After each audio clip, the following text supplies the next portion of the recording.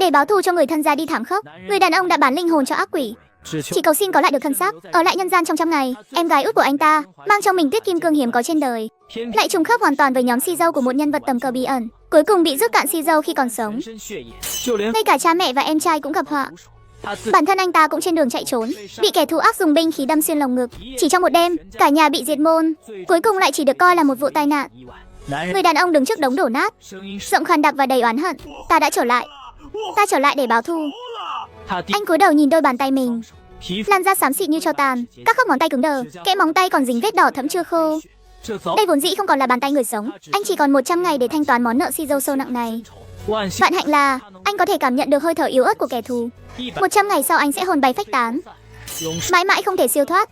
Nhưng người đàn ông chẳng hề bận tâm. Thế gian nếu không có công lý, vậy ta sẽ hóa thân thành ác quỷ.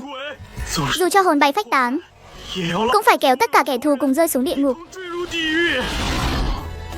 Hóa thành Giang Hà, quyết tuyệt quay lưng. Từ nay về sau, Giang Hà đã không còn. Thế gian chỉ còn lại oán khí. Gió tuyết cuộn trào, anh từng bước một bước ra khỏi đống đổ nát. Một điểm đau nhức rõ rệt bừng lên trong sâu thẳm ý thức. Mục tiêu báo thù đầu tiên của anh là Liễu Vân, kẻ từng là người đầu ấp tay gối thân cận nhất. Sắp rồi, vẫn luôn nhớ rõ bộ dạng lạnh lùng cay nghiệt đó của cô ta, khác hẳn với sự dịu dàng ngày trước. Giang Hà, anh tưởng cho tôi tiền, đối xử tốt với tôi là yêu tôi sao? Anh căn bản chẳng hiểu gì cả. Thứ tôi cần là sự tôn trọng, là ánh mắt ngưỡng mộ của người khác, chứ không phải sự bố thí của anh. Nếu có kiếp sau, anh cứ việc đến tìm tôi mà báo thù. Giang Hà ở đây này, các người mau phái người đến đây đi. Đến lúc đó, anh mới hiểu được bản thân mình lúc trước nực cười đến nhường nào. Liễu Vân, có kiếp sau hay không? Ta không biết, nhưng bây giờ ta đã đến rồi đây. Bên trong căn phòng kín đáo nhất của trà lâu Minh Hiên phía Đông Thành, Liễu Vân ngồi trên ghế, nụ cười rạng rỡ như hoa, đang mỉm cười nhìn người đàn ông ngoại quốc đối diện. Ông An Đức Sâm, vài ngày tới sẽ giao hải vận. Miếng mồi béo bở đó hoàn toàn thuộc về ông rồi. An Đức Sâm nhe răng cười, hàm răng chẳng hề gây lóa mắt Liễu. Cô là người phụ nữ thông minh và tàn nhẫn nhất tôi từng gặp. Không có cô, mọi chuyện sẽ không thuận lợi như vậy. Yên tâm, những gì đã hứa với cô sẽ không thiếu một xu, đúng là phiền phức. Liễu Vân tào nhã rời đi. An Đức Sâm nhìn theo bóng lưng cô ta, đúng là một con mèo nhỏ quyến rũ. Sớm muộn gì cô cũng là của tôi thôi. Cô ta bước vào bãi đỗ xe ngầm âm u, ngồi vào ghế phụ của chiếc xe thể thao đó. Chiếc xe này là quà sinh nhật Giang Hà tặng cô ta năm xưa. Ánh đèn trong xe lờ mờ. Đến địa tỉnh viện, đó là căn biệt thự sang trọng mà cha mẹ Giang Hà tặng cô ta. Tài xế im lặng khởi động xe. Trong bóng tối, sắc mặt tài xế trắng bệch như tờ giấy. Liễu Vân nhắm mắt nghỉ ngơi, hoàn toàn không nhận ra sự ra đi đã cận kề. Xe chạy êm du. Liễu Vân lấy chiếc gương nhỏ ra trang điểm, trong lòng thầm đắc ý. Giang Hà, anh có thấy không? Đây mới là cuộc sống tôi hằng mong muốn. Cô ta cười rạng rỡ nhìn ra ngoài cửa sổ, bỗng nhiên nhíu mày. Cô ta quay sang nhìn ghế lái, giọng điệu không vui. Hôm nay anh làm sao vậy? Có phải đi nhầm đường rồi không? Giang Hà chậm rãi quay đầu, từng chút một cởi chiếc mũ ra. Dưới vành mũ là một khuôn mặt tuấn tú nhưng trắng bệch tử khí. Một đôi đồng tử đỏ rực đang hiện rõ, oán hận ngút trời. Chăm chăm nhìn vào cô ta, Liễu Vân như bị sét đánh. Toàn bộ si dâu trong người như đông cứng ngay tức khắc. Chiếc gương tinh xảo trượt khỏi tay, rơi mạnh xuống sàn. Giọng nói này, khuôn mặt này cô ta không thể nào quen thuộc hơn. Giang Hà, giọng cô ta nhọn hoắt biến điệu. Ngươi, cô ta muốn gào thét, nhưng không thốt ra được một chữ nào. Giang Hà nhìn cô ta, trong mắt là một bầu trời lạnh lẽo. Người phụ nữ này đã hại anh nhà tan cửa nát, vậy mà vẫn thản nhiên hưởng thụ tất cả những gì nhà họ Giang mang lại. Ta đến để báo thù đây. Lời vừa dứt, Giang Hà đã tung một đòn chí mạng khiến Liễu Vân gục xuống. Sau đó lái xe đi vào bóng tối vô tận. Cứ thế mà tiễn đưa cô ta sao? Thì quá hời cho cô ta rồi. Không biết đã qua bao lâu, Liễu Vân tỉnh dậy trong cơn đau đầu dữ dội. Trước mắt là những tấm ván mục nát, hóa ra là một tòa nhà bỏ hoang. Tiếng bước chân chậm rãi vang lên từ trong bóng tối xa xăm. Liễu Vân kinh hãi trợn tròn mắt, nhìn chằm chằm vào nơi phát ra âm thanh. Giang Hà chậm rãi bước ra từ bóng tối, dừng lại cách cô ta vài bước. Bất cứ ai thấy người đã ra đi xuất hiện trở lại đều sẽ rơi vào nỗi sợ hãi tột cùng. Liễu Vân cũng không ngoại lệ. Cô ta phát ra tiếng hét xé lòng. Ngươi là người hay quỷ? Ngươi đừng qua đây. Đôi mắt hoảng loạn trợn lên hết mức. Sao có thể như vậy được? Rõ ràng anh ta đã bị binh khí đâm vào tim mà.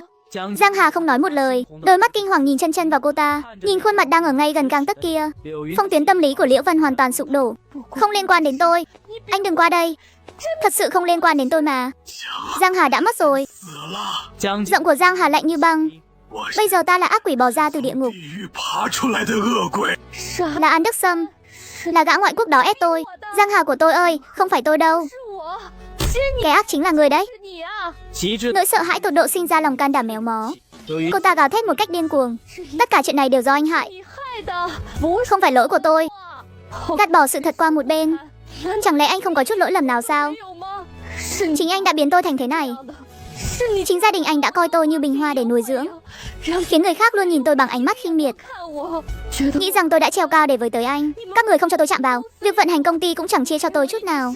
Tất cả đều là lỗi của các người. Tôi chỉ muốn lấy lại sự tôn trọng vốn thuộc về mình thôi.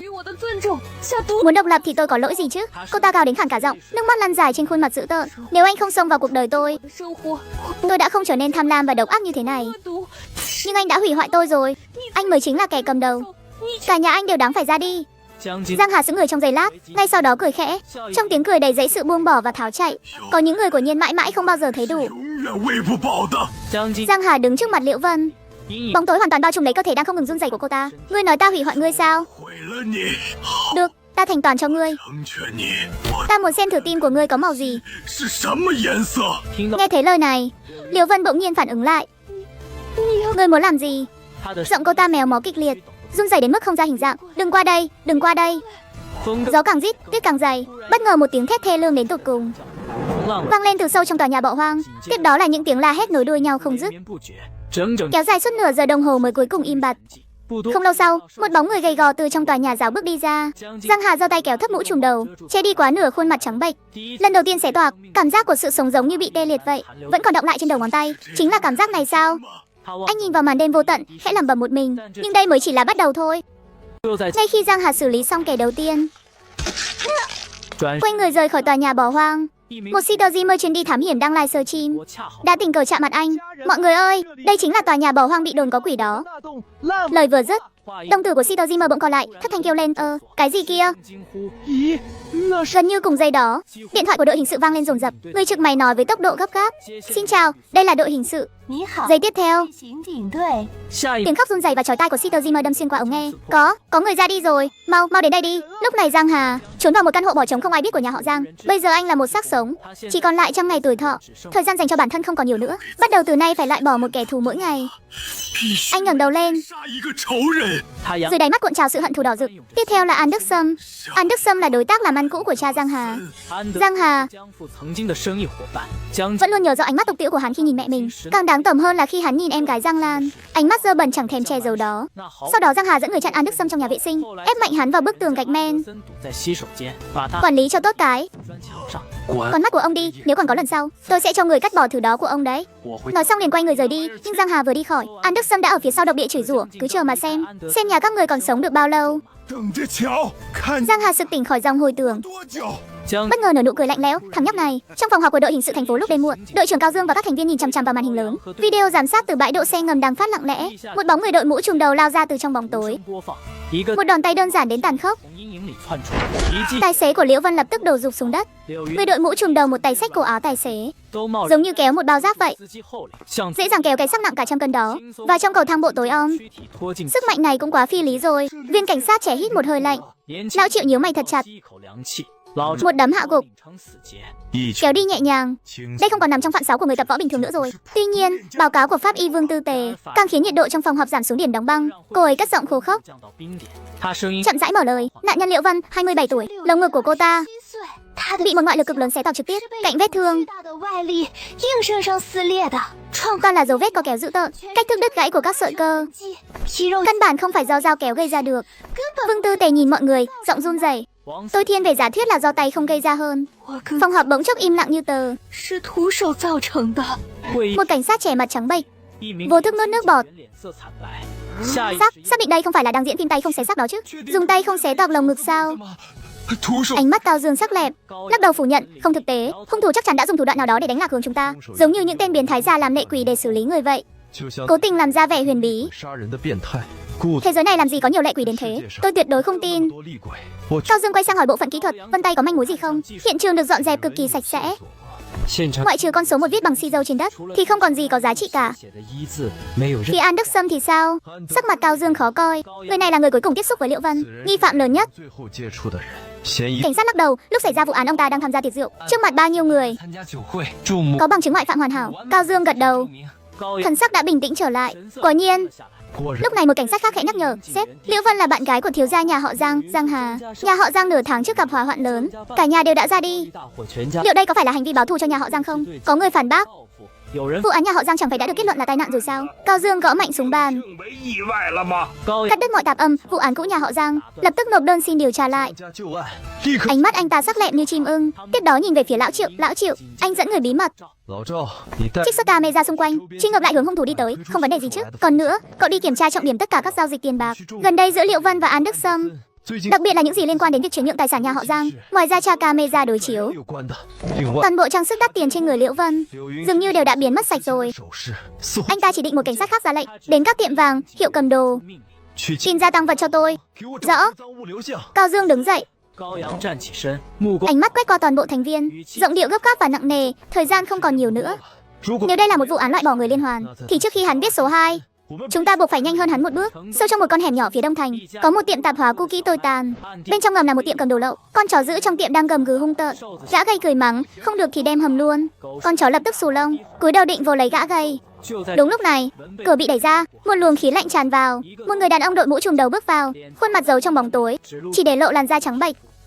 Giây tiếp theo, con chó giữ hung ác lúc nãy bỗng phát ra một tiếng rên rỉ, cụp đuôi, điên cuồng chui tọt vào gầm bàn. Ông chủ nhìn mà ngây người, thằng nhóc này chuyên xử lý chó à? Làm con chó của ta sợ đến mức tè ra quần rồi. Giang Hà chẳng hề để tâm đến lão, giơ tay đặt vài món trang sức lên quầy, giọng khàn đặc và lạnh lẽo, bao nhiêu tiền? Ông chủ nhìn qua là biết tăng vật, sau đó thuận tay đóng cửa lại, lấy chiếc cân gian ra ép giá thảm hại, 3 vạn. Giang Hà đến mí mắt cũng không thèm động đậy, thản nhiên mở miệng. Tiền mặt. Ông chủ hớn hở, vào hầm lấy tiền. Giang Hà cầm tiền rồi quay người đi luôn. Con chó đó vẫn thu mình dưới gầm bàn, sợ tới mức không dám phát ra tiếng động. Ông chủ đá một cái vào chân bàn, có tiền đổ tí xem nào. Gặp quỷ rồi sao? Con chó chỉ biết run bần bật. Nó rõ hơn bất cứ ai, kẻ vừa bước vào lúc nãy căn bản không phải người. Chiều hôm đó, tại căn biệt thự ngoại ông, An Đức Sâm nằm ườn trên sofa, thần sắc uể oải. Hắn là một trong những kẻ chủ mưu chia chác tài sản nhà họ Giang, và còn gia nhập một tổ chức bí ẩn. Liễu Vân ra đi thật đáng tiếc. Hắn lộ vẻ thương xót giả tạo, nhưng khi nhớ lại chuyện năm xưa bị Giang Hà đe dọa, lập tức lộ ra mặt thật. Cũng may thằng nhóc Giang Hà đó ra đi sớm, nếu không ta nhất định phải bắt nó trả giá đắt. Một tên đàn em đứng cạnh bỗng lộ vẻ bất an. Lục Gia ra đi kỳ lạ quá. Liệu có phải người nhà họ Giang biến thành lệ quỷ về báo thù không? An Đức Sâm nghe xong cười ha hả. Thế gian này làm gì có quỷ, dù có cũng chẳng dám tìm đến ta. Ta còn mong chúng xuất hiện đây này. Ánh hoàng hôn buông xuống, biệt thự bị bóng tối bao phủ. An Đức Sâm thu lại vẻ mặt đầy mong đợi. Đừng nói mấy chuyện mất hứng đó nữa. Thằng đẹp sắp xếp cho tối này chắc sắp đến rồi nhỉ. Trong bóng tối sâu thẳm của rừng cây không ngoài biệt thự, một bóng hình lạnh lẽo chậm rãi ngẩng đầu lên. Điểm sáng đại diện cho An Đức Sâm trong ý thức, đang tỏa ra hơi thở nóng rực.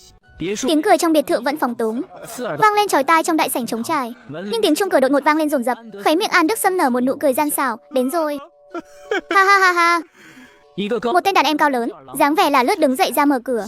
Giây tiếp theo, cả người bỗng sững lại tại chỗ. Ngoài cửa không có mỹ nhân nào cả, chỉ có một bóng đen tỏa ra hàn khí lạnh lẽo. Chiếc mũ trùm che kín mặt, một luồng sáng lạnh lóe lên. Hắn thậm chí chưa kịp hét lên một tiếng, đã đổ rạp xuống đất.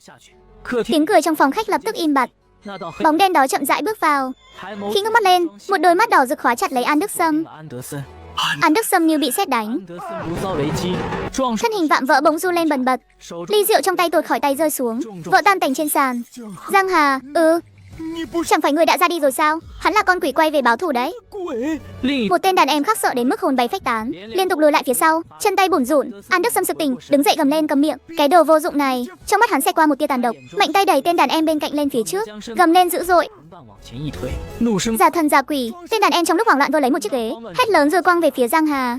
Chiếc ghế vỡ vụn, nhưng người bị trúng đòn thậm chí không hề lung lay. Giang Hà vung tay một cái, đối phương lập tức ngã xuống, hơi thở không còn. Chỉ trong chớp mắt, trong phòng khách chỉ còn lại mình An Đức Sâm. Hắn điên cuồng rút ra một khẩu hàng nóng, họng súng chĩa thẳng vào Giang Hà, gào thét điên dại. Mày mà cử động là tao cho mày ra đi đấy. Bóng đen dừng bước, lạnh lùng nhìn hắn. An Đức Sâm thấy vậy liền cười đắc thắng. Ha ha ha ha, mạng mày đúng là lớn thật đấy.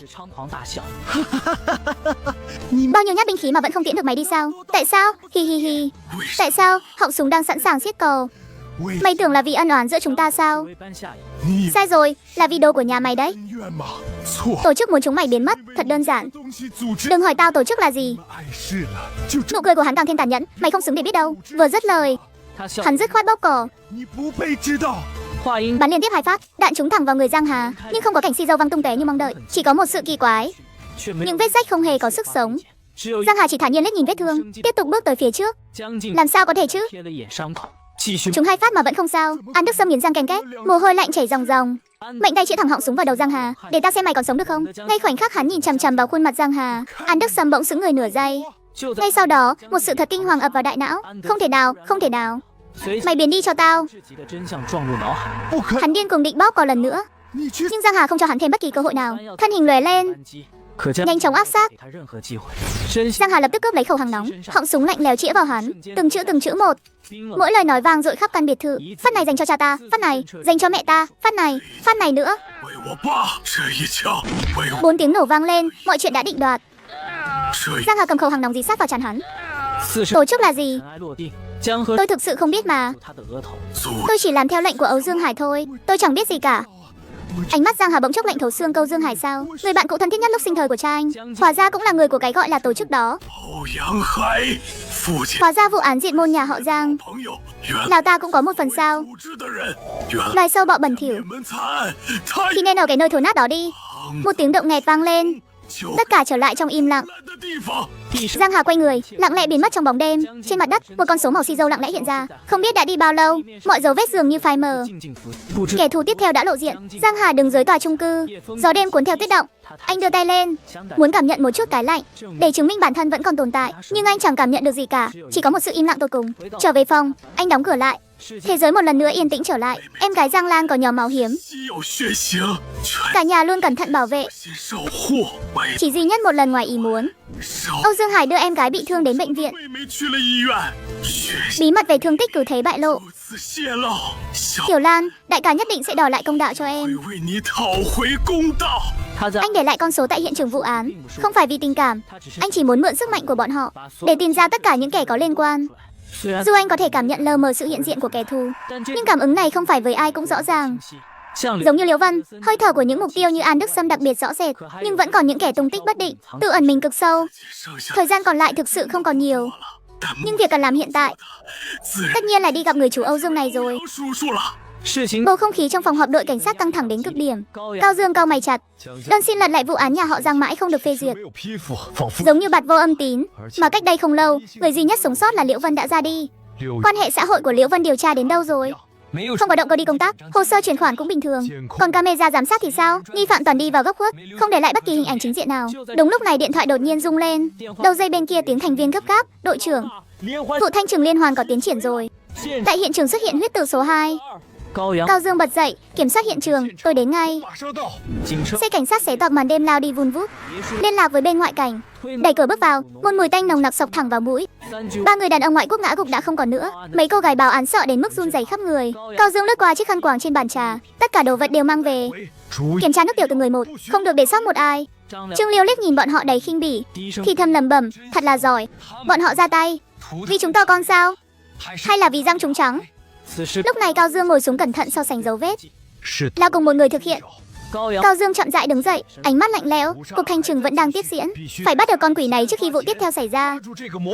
Trong phòng họp đội hình sự đêm khuya, bầu không khí nặng nề. Cao Dương và các thành viên chăm chú nghe pháp y Vương Tư Tề báo cáo về sự hỗn loạn trước khi 3 người đàn ông ngoại quốc ra đi. 2 người bị thương tổn chí mạng, người thứ 3 gặp phải thương tổn nghiêm trọng hơn rồi mới ra đi. Hiện trường không để lại dấu vân tay của kẻ thù ác, chỉ có những dấu chân mờ nhạt. Một thành viên bổ sung, 3 người này bề ngoài là doanh nhân chính trực, nhưng sau lưng lại dính líu đến hàng cấm, phẩm hành tồi tệ. Trương Liêu không kìm được mắng nhiếc, đúng là hạng cặn bã. Cao Dương lập tức đưa chủ đề trở lại vụ án. An Đức Sâm và Liễu Vân đã gặp nhau trước khi ra đi. 2 người lần lượt gặp nạn, hơn nữa tất cả đều liên quan đến vụ án nhà họ Giang năm xưa. Đây hoàn toàn không phải vụ sát hại thông thường, mà là một cuộc thanh toán có mục tiêu. Tại hiện trường thu được một dụng cụ cầm tay dùng một lần. 7 viên đạn đều đã bắn sạch. Trên người An Đức Sâm có 5 vết thương do dụng cụ, 2 viên đạn còn lại không rõ tung tích. Cao Dương cau mày chặt, bình tĩnh phân tích, 2 phát này rất có thể là người đã khuất bắn về phía đối phương. Nhưng hiện trường không có vết đạn, cũng không có vết đỏ của đối phương, hoàn toàn không phù hợp với lẽ thường. Phòng họp rơi vào im lặng chết chóc. Vụ án đầy dẫy những điểm quái dị không thể giải thích. Cao Dương lắc đầu, ra lệnh đào sâu mối liên hệ giữa người đã khuất và nhà họ Giang. Rà soát toàn thành phố những người bị thương do dụng cụ, dốc toàn lực truy tìm manh mối qua camera. Sắp xếp xong mọi thứ, Cao Dương đi ra cửa sổ để hít thở không khí. Vụ diệt môn nhà họ Giang mãi không thể sáng tỏ, giống như một tảng đá đè nặng trong lòng anh. Lúc này một người phụ nữ khóc lóc kéo lão Triệu lại. Cảnh sát, tôi không làm gì cả. Chồng tôi vẫn đang ở nhà đợi tôi. Cho tôi đi đi. Cao Dương liếc cậu ta một cái đầy khinh bỉ, hất cằm với Lão Triệu. Lão Triệu, thông báo cho người nhà đến ký tên rồi đón người. Không có người nhà đến thì không cho đi. Người phụ nữ nghe xong mặt lập tức trắng bệch. Thời gian dành cho mình không còn nhiều nữa. Giang Hà trong mắt lóe lên sự oán hận ngút trời. Kẻ tiếp theo là Âu Dương Hải. Anh dùng điện thoại nặc danh gọi cho Âu Dương Hải. Giọng nói lạnh lẽo, Âu Dương Hải, tuyệt đối đừng ngăn cản, có người muốn gặp ông. Màn đêm buông xuống, tuyết rơi mù mịt. Vị thương nhân đầu cổ có vẻ ngoài ôn hòa này chính là kẻ phản bội nhà họ Giang, một trong những thủ phạm thật sự khiến Giang Lan mất mạng. Đúng lúc này, chuông cửa đột nhiên vang lên dồn dập. Trên mặt Âu Dương Hải hiện lên một nụ cười. Người đã hẹn đã đến rồi.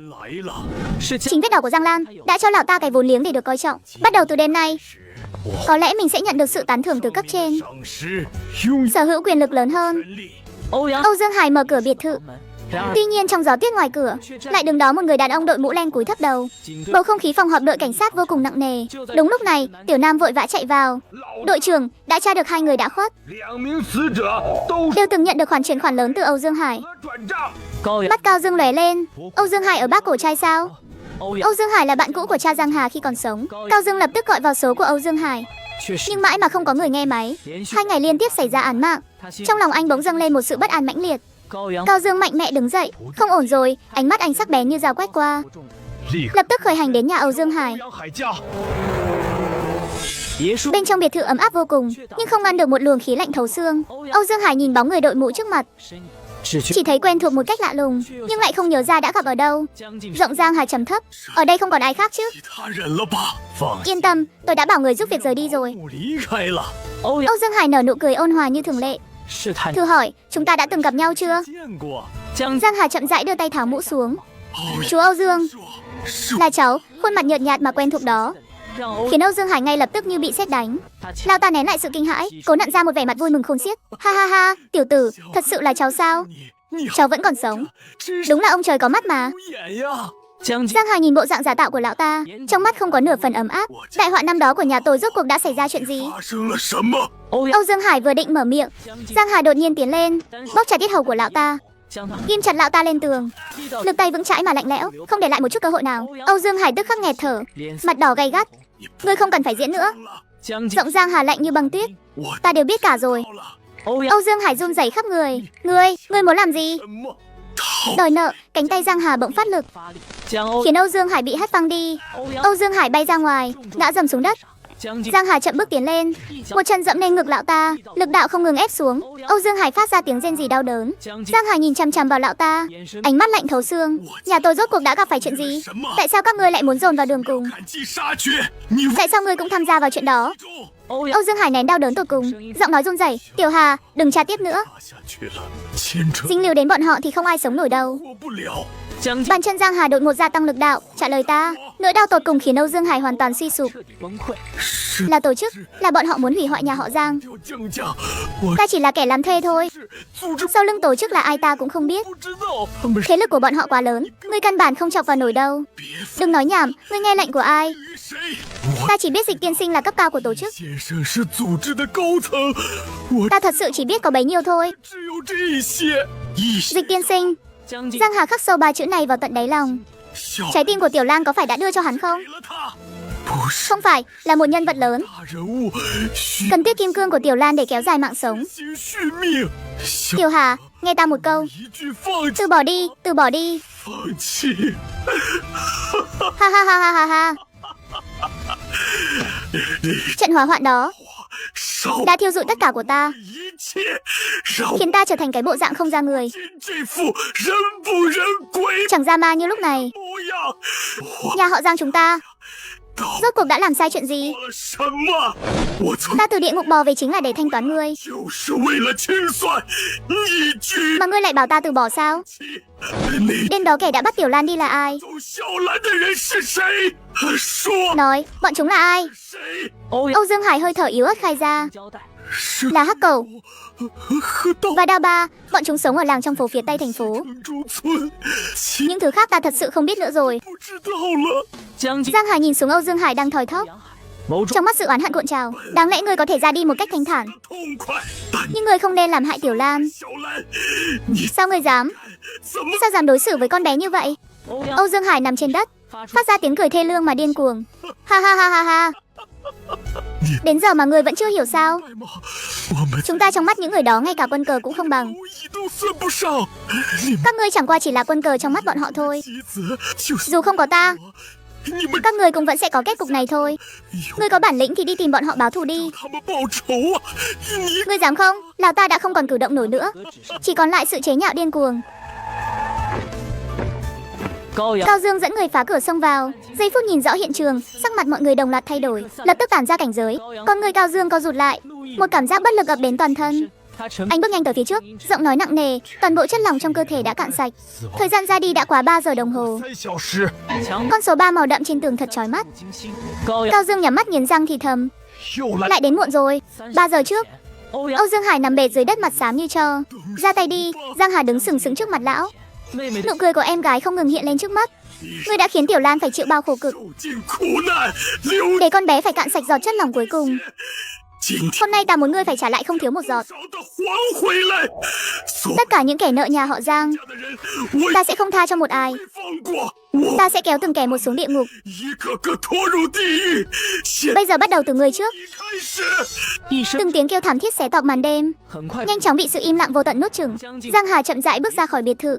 Một bóng hình lạnh lẽo nhanh chóng biến mất trong màn tuyết trắng xóa. Trong đêm lạnh, Giang Hà khẽ lẩm bẩm tự nói, Tiểu Lan, thù của em anh đã báo rồi. Còn lại 2 tên nữa, không một tên nào thoát được đâu. Trong gió tuyết, một bóng hình đột ngột hiện ra. Giọng nói ngọt ngào vọng lại, đại ca, mau đi thôi, nếu không mẹ lại mắng anh đấy. Là Giang Lan. Gió lạnh thổi qua, ảo ảnh tan biến ngay tức khắc. Tại chỗ không còn một ai. Giang Hà trở về cửa phòng chung cư. Dịch tiên sinh rốt cuộc là ai?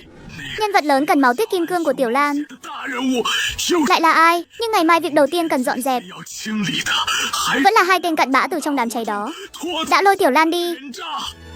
Ba mẹ, em trai, Tiểu Lan, hãy đợi thêm chút nữa. Anh muốn dọn dẹp sạch sẽ bọn chúng. Trong phòng họp đội hình sự, bầu không khí đè nén đến ngạt thở. Âu Dương Hải là chủ bác cổ trai và là nhà từ thiện nổi tiếng. Lúc này đang ở bên cạnh con số 3 tại hiện trường. Một di thể lạnh lẽo. Chỉ trong vòng 3 giờ ngắn ngủi, hung thủ lại một lần nữa ra tay ngay dưới mắt cảnh sát. Cảm giác bất lực vì luôn bị đi trước một bước gặm nhầm mỗi người. Cao Dương giọng khản đặc, bắt đầu đi. Pháp y Vương Tư tề mặt trắng bệch, chậm rãi mở lời. Người đã khuất Âu Dương Hải, 53 tuổi, phán đoán sơ bộ nguyên nhân ra đi là do mất quá nhiều chất lỏng màu đỏ. Thủ pháp hành động của hung thủ bình tĩnh và chuyên nghiệp. Người đã khuất trước khi không còn dấu hiệu sự sống, vẫn luôn giữ được sự tỉnh táo. Phòng họp tức khắc rơi vào im lặng chết chóc. Kiểu thủ pháp hành động cực kỳ bình tĩnh này khiến người ta phải rợn tóc gáy. Cao Dương dựa vào ghế. Vụ diệt môn nhà họ Giang tuyệt đối không phải ngoài ý muốn. Lão Triệu cau mày, kẻ thù trong kinh doanh của nhà họ Giang thực sự quá nhiều. Ánh mắt Cao Dương lạnh lẽo. Dù có phải mò kim đáy bể cũng phải tra đến cùng. Con số đã đến 3 rồi. Chúng ta không có thời gian để lãng phí. Đêm khuya văn phòng vẫn sáng đèn. Trước mặt Cao Dương là những hồ sơ cũ được trải ra. Lão Triệu lúc này đẩy cửa bước vào. Nghỉ ngơi chút đi, anh không chịu nổi đâu. Cao Dương lắc đầu. Đầu óc không thể dừng lại được. Một đoạn ký ức bị bụi mờ phủ kín hiện lên trong tâm trí. Nhiều năm trước, đứa con gái 4 tuổi của anh mất tích tại trung tâm thương mại. Đứa trẻ mang nhỏ máu tuyết kim cương hiếm gặp. Từ đó gia đình tàn vỡ. Cuộc đời anh chỉ còn lại 2 việc: phá án và tìm kiếm con gái. Cao Dương bừng tỉnh, ánh mắt sắc bén như dao. Kẻ thù ác dùng con số này sẽ sớm ra tay lần nữa. Chúng ta phải tìm thêm manh mối. Ánh ban mai rơi trên lớp tuyết động, tỏa ra những tia sáng lạnh lẽo. Giang Hà chợt mở mắt, sát khí lạnh lùng. Thời hạn 100 ngày còn lại 97 ngày. Trong thâm tâm, 2 điểm sáng đại diện cho Hắc Cầu và Đao Ba đã được khóa chặt chính xác. Hắc Cầu và Đao Ba là đôi bạn thân từ nhỏ. Số tiền có được từ việc bắt Tiểu Lan đi đã bị bọn chúng nướng sạch trong sòng bạc. Buổi chiều tại làng trong phố lầy lội và bẩn thỉu, một chiếc mô tô đột nhiên lao tới mạnh mẽ, đâm thẳng về phía Hắc Cầu. Đao Ba không chút do dự đẩy người anh em ra. Bản thân lại bị cháy sức bắp chân. Mày không cần mạng nữa à? Ha ha ha, sợ không có ai dưỡng già cho tao thôi. 2 người nhìn nhau cười lớn. Bọn chúng làm đủ mọi chuyện xấu xa, nhưng duy nhất chỉ có tình anh em vào sinh ra tự dành cho nhau. Trong bóng tối, Giang Hà lặng lẽ quan sát tất cả. Khi đối mặt với cuộc khủng hoảng ngoài sức tưởng tượng, liệu tình anh em này của các người có còn chịu nổi thử thách không? Màn đêm bao trùm làng trong phố. Ánh đèn vàng vọt lan tỏa trong căn nhà cấp 4 thấp bé. Đao Ba và Hắc Cầu đang uống rượu, vừa uống vừa trò chuyện. Hắc Cầu bỗng hạ thấp giọng, con nhỏ bắt đi hôm đó, sau này thế nào rồi? Đao Ba sắc mặt thay đổi đột ngột. Đừng hỏi nhiều, chỉ là lấy tiền làm việc thôi. Ở đời này phải giả ngu mới sống tốt được. Đúng lúc này, tiếng gõ cửa đột ngột vang lên. 2 người tức khắc căng thẳng thần kinh. Ai đó? Bên ngoài cửa vọng vào giọng nói lạnh lẽo. Đao Ba, khoản nợ anh thiếu Đã đến lúc thanh toán rồi. Đao ba tưởng là người đòi nợ, mắng nhiếc rồi mở cửa.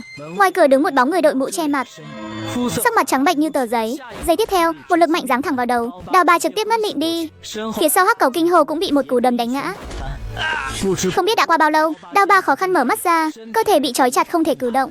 Hắc Cầu ở bên cạnh cũng chung cảnh ngộ. Kẻ lạ mặt đội mũ đứng đối diện hai người, sát khí bức người. Giang Hà chậm rãi tháo mũ xuống, khuôn mặt đó khiến đồng tử hai người co rụt lại, máu như đông cứng lại như thể bị sét đánh. Là thiếu gia nhà họ Giang, là người anh trai có em gái bị bọn chúng bắt đi. Nỗi sợ hãi lập tức nuốt chửng cả hai. Giọng Giang Hà bình thản nhưng sắc lẹm thấu xương. Đêm đó ngọn lửa rất lớn, em gái ta đã kêu khóc rất thảm thiết. Tiêu Tiền có thấy vui không? Đao ba thở dốc từng hồi khó khăn lên tiếng. Một người là một người chịu. Đừng động vào anh em của tao, cứ nhắm vào tao đây này. Ánh mắt Hắc Cầu cũng đầy kiên quyết. Giang Hà lạnh lùng nhìn đôi anh em sinh tử này, chậm rãi lấy ra một món binh khí sắc bén. Mạng các ngươi rẻ giống như cỏ rác, thứ duy nhất quan tâm chính là đối phương, đúng không? Khóe miệng anh chậm rãi nở một nụ cười lạnh lẽo. Đừng vội, chúng ta hãy chơi một trò chơi. Tiếng chuông điện thoại dồn dập xé toạc sự im lặng đêm khuya của đội hình sự.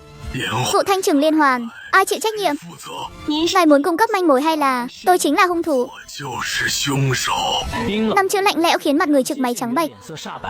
Lập tức chuyển máy cho Cao Dương. Đội trưởng Cao, con số không phải là kết thúc, mà là sự khởi đầu.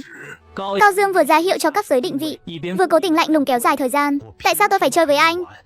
Giọng Giang Hà lạnh lùng. Anh không có lựa chọn nào khác, để xem anh có thể ngăn cản được việc tôi tiếp tục viết những con số hay không. Dứt lời, điện thoại bị cúp mạnh. Định vị thành công. Khu bi làng trong phố, số 17. Cao Dương nghiêm giọng ra lệnh. Xuất phát.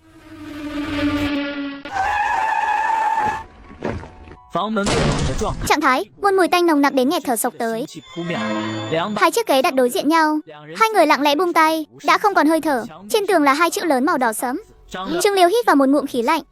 Trong bụng một trận nhào lộn dữ dội. Đây rốt cuộc có phải do con người làm không vậy? Giây phút này, mọi người đều nghĩ đến một lại hình phạt cực kỳ tàn khốc thời cổ đại. Trương Liêu cố nén sự khó chịu, giọng nói run rẩy. Đội trưởng, hai người này nhìn thế nào cũng giống như đang tự xử lý lẫn nhau, sống chết dày vào đối phương. Cao Dương quan sát căn phòng giống như đã bị nguyền rủa này, khẽ lẩm bẩm tự hỏi, ở đây rốt cuộc đã xảy ra chuyện gì? Tiểu Lan, Giang Hà khẽ lẩm bẩm. Hai tên cặn bã bắt em đêm đó đã ra đi rồi. Em có hài lòng không? Lúc bọn chúng ra đi, giống như hai con chó điên cắn xé lẫn nhau. Trong đầu Giang Hà hiện về tất cả những gì vừa xảy ra. Chúng ta chơi một trò chơi đi. Các ngươi chỉ có một người được sống. Đao ba mắt hẳn lên tia đỏ, cố gắng vùng vẫy. Một người là một người chịu. Đừng động vào anh em của tao. Giang Hà lạnh lùng nhìn bọn chúng. Tình anh em của các ngươi thật cảm động, nhưng dựa vào đâu mà hạng cặn bã như các ngươi lại có được tình nghĩa, trong khi ta lại mất đi tất cả? Các ngươi đã bao giờ cảm nhận được thế nào gọi là tuyệt vọng chưa? Giây phút lời nói vừa dứt, trái tim của Hắc Cầu và Đao ba đột nhiên thắt lại. Hắc Cầu. Giang Hà nhìn Hắc Cầu. Ta cho ngươi hai lựa chọn. Ta cho ngươi một nhát binh khí, hoặc ngươi cho hắn một nhát binh khí. Hắc Cầu nghe xong điên cuồng lắc đầu. Giang Hà ném thanh đoàn đao xuống mặt đất giữa hai người, đột nhiên cúi người ghé sát tai Hắc Cầu, nói lớn, ngươi vừa mới muốn nói gì? Giang Hà dừng lại một chút, giống như thực sự đã nghe được câu trả lời. Được rồi, quay người lại, đứng đó không nói một lời nào, nhìn chằm chằm vào Đao ba. Đao ba lập tức sụp đổ. Con người khi ở trong nỗi sợ hãi tột độ, chỉ toàn nghĩ đến những điều tuyệt vọng nhất. Hắn vừa rồi có phải đang cầu xin tha mạng rồi đổ hết tội lỗi lên đầu tao không? Hắn muốn bán đứng tao để giữ mạng sao? Đao ba hai mắt vằn đỏ, gầm lên như điên dại. Ngươi dám phản bội ta sao? Chúng ta là anh em bấy lâu nay, ngươi thế mà lại muốn lấy mạng ta để đổi lấy mạng mình. Hắc Cầu liều mạng lắc đầu. Tôi không có, tôi thực sự không có. Đao ba mạnh mẽ giơ người tới trước, thanh binh khí nặng nề, đôi mắt đỏ rực lấp lánh như vàng. Hắc Cầu lập tức hét lên thê lương. Đao ba và chạm mạnh rồi ngất vi. Thanh binh khí lùi lại 1m4. Mày dám bán đứng tao sao? Đồ phản bội nhà mày. Hắc Cầu la hét không ngừng. Tao không có, mày không tin tao sao? Đao ba nước mắt giàn giụa, cơn giận không nguôi. Vậy vừa rồi hắn nói gì với mày? Mày định bán đứng tao để giữ mạng chứ gì? Tình anh em mấy chục năm qua tan vỡ hoàn toàn trong khoảnh khắc này. Cuối cùng nhìn Hắc Cầu ngừng thở, thanh binh khí trong tay Đao ba rơi xuống đất. Trước khi Đao ba gầm lên đau khổ tuyệt vọng, Giang Hà không cảm xúc, cúi người dọn dẹp hiện trường. Anh cầm binh khí chậm rãi tiến đến sau lưng Đao ba. Một giọt hồng lộ ra, Cao Dương trầm ngâm. Không khí phòng họp đội cảnh sát hình sự lúc đêm muộn thật nặng nề. Mọi người đều mang vẻ mặt cảnh giác cao độ. Sắc mặt Vương Tư Tề rất khó coi. Thủ đoạn của hung thủ thực sự quá tàn nhẫn. Hai người vừa ra đi đều là lưu manh hạng bét. Lưu Dã, biệt danh Đao Ba, 38 tuổi, Mã Đại Lợi, biệt danh Hắc Cầu, 36 tuổi, thời điểm ra đi là khoảng 8 đến 9 giờ tối. Mà vào đúng lúc đó, lại vừa vặn nhận được cuộc gọi báo án từ hung thủ. Hắc Cầu chịu thương tích chí mạng, Đao Ba bị tấn công vào cổ. Hung thủ không để lại bất kỳ dấu vết nào tại hiện trường. Chân mày Cao Dương nhíu chặt, dựa trên vị trí và hướng vết thương của Đao Ba để phán đoán. Chính hắn đã ra tay với Hắc Cầu trước, sau cùng mới bị hung thủ loại bỏ. Cao Dương gật đầu. Trần Sinh hỏi camera giám sát đâu? Trong hình ảnh camera, dưới bóng cây lớn, có một bóng đen lạnh lẽo, luôn nhìn chằm chằm vào Đao Ba và Hắc Cầu. Cao Dương bình tĩnh phân tích. Hung thủ đã nhắm vào bọn chúng từ buổi chiều, ban đêm lẻn vào khống chế cả hai, dùng thủ đoạn ép bọn chúng tàn sát lẫn nhau. Cuối cùng dùng điện thoại của người đã mất để báo án. Lão Triệu thắc mắc, những người ra đi trước đây đều liên quan đến nhà họ Giang. Hai tên lưu manh này lại hoàn toàn không liên quan gì. Tại sao hung thủ lại chọn chúng? Hơn nữa sau khi ra tay còn chủ động báo cảnh sát. Rốt cuộc là muốn làm gì? Hung thủ sẽ không vô duyên vô cớ tìm đến bọn chúng. Cao Dương giọng đánh thét, Lão Triệu, anh lập tức dẫn người đến sòng bạc chui mà chúng hay lui tới, điều tra xem gần đây chúng có khoản tiền cá cược lớn nào không. Tiền đó từ đâu mà có? Tình trạng thảm khốc của hai người trên màn hình lớn giống như một nhát búa nặng nề, gõ mạnh vào trái tim mỗi người. Chúng ta cùng rà soát lại các manh mối. Sắc mặt Cao Dương trầm xuống như đeo chì. Hiện tại đã có tổng cộng 4 vụ án mạng, đã có 7 người ra đi trong chuỗi án này, và trong số 7 nạn nhân này, có 3 người có quan hệ mật thiết với nhà họ Giang. Hung thủ hoàn toàn không phải gây án ngẫu nhiên. Hắn nhắm vào tất cả những ai dính líu đến nhà họ Giang để thực hiện cuộc báo thù điên cuồng này. Và chúng ta đã tìm ra một nhân vật then chốt. Hắn cực kỳ có khả năng là hung thủ. Ánh mắt Cao Dương chậm rãi lướt qua hồ sơ Lộ Giao. 45 tuổi, ông chủ công ty Vạn Thánh. Nhà họ Giang là kẻ thù không đội trời chung trong ngành vật liệu xây dựng. Chính hắn đã dùng thủ đoạn thâm độc để hãm hại nhà họ Giang.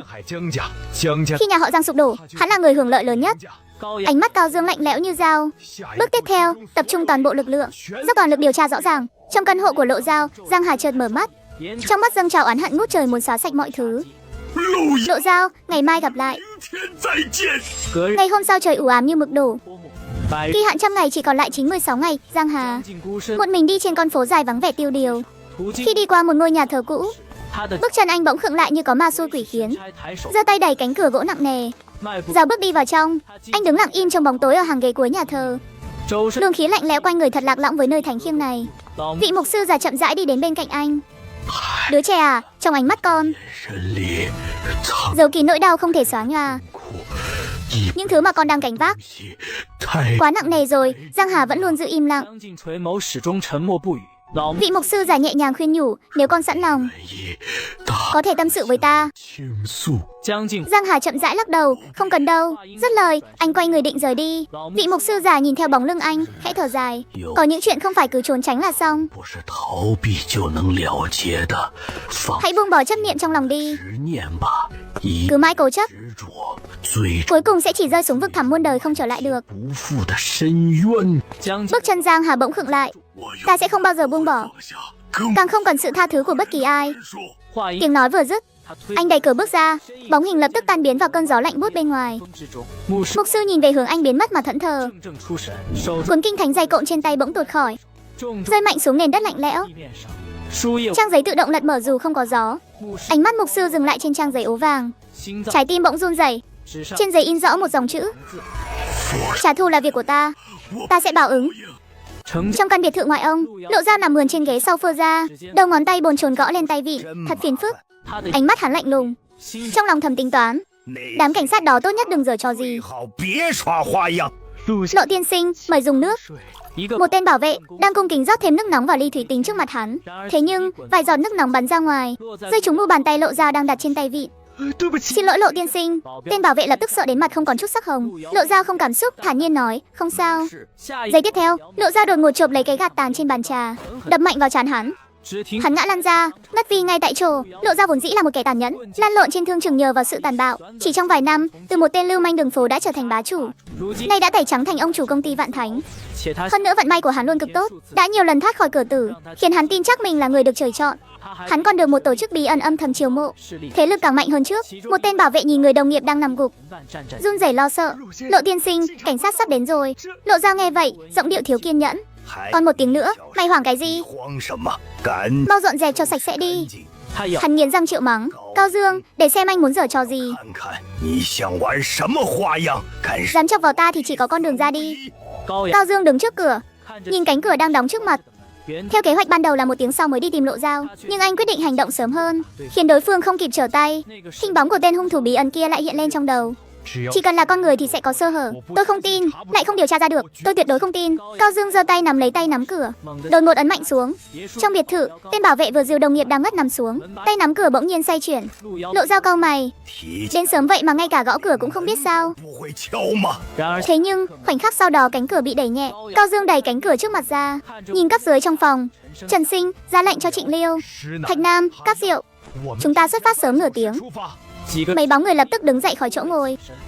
Cửa phòng khách biệt thự bị đẩy ra. Lộ Dao quay đầu lại, lạnh giọng hỏi. Đội trưởng Cao, đêm hôm khuya khoắt. Lời nói bỗng dừng lại. Người đứng ở cửa hoàn toàn không phải Cao Dương, mà chỉ có một bóng hình âm u. Ánh mắt Lộ Dao chợt lạnh đi. Ngươi là ai? Người kia chậm rãi ngẩng đầu, lộ ra khuôn mặt tái nhợt nhưng tuấn tú của Giang Hà. Giọng nói lạnh thấu xương. Lộ Dao, ta đến để báo thù đây. Phòng khách lập tức chìm vào không gian tĩnh lặng chết chóc. Lộ Dao chằm chằm nhìn bóng người ở cửa. Con người đầu tiên có rút lại vì không thể tin được, sau đó lại đột ngột giãn ra, cuối cùng hé ra một nụ cười vặn vẹo điên cuồng. Một tràng cười khàn đặc phát ra từ cổ họng Lộ Dao. Đó là sự hưng phấn khi phát hiện ra một chuyện cực kỳ phi lý. Lộ Dao nhìn chằm chằm Giang Hà hồi lâu, như thể cuối cùng đã xác định được thân phận của Giang Hà. Ha ha ha ha, quả nhiên là ngươi. Lại còn có chuyện như thế này sao? Thật là quá thú vị rồi. Lộ Dao đứng dậy. Bị đâm như thế mà vẫn chưa mất mạng hẳn sao? Lại còn biến thành cái bộ dạng dở sống dở ra đi này. Quay lại tìm ta để báo thù sao? Đúng, chuyện nhà người ta có tham gia đấy thì đã sao?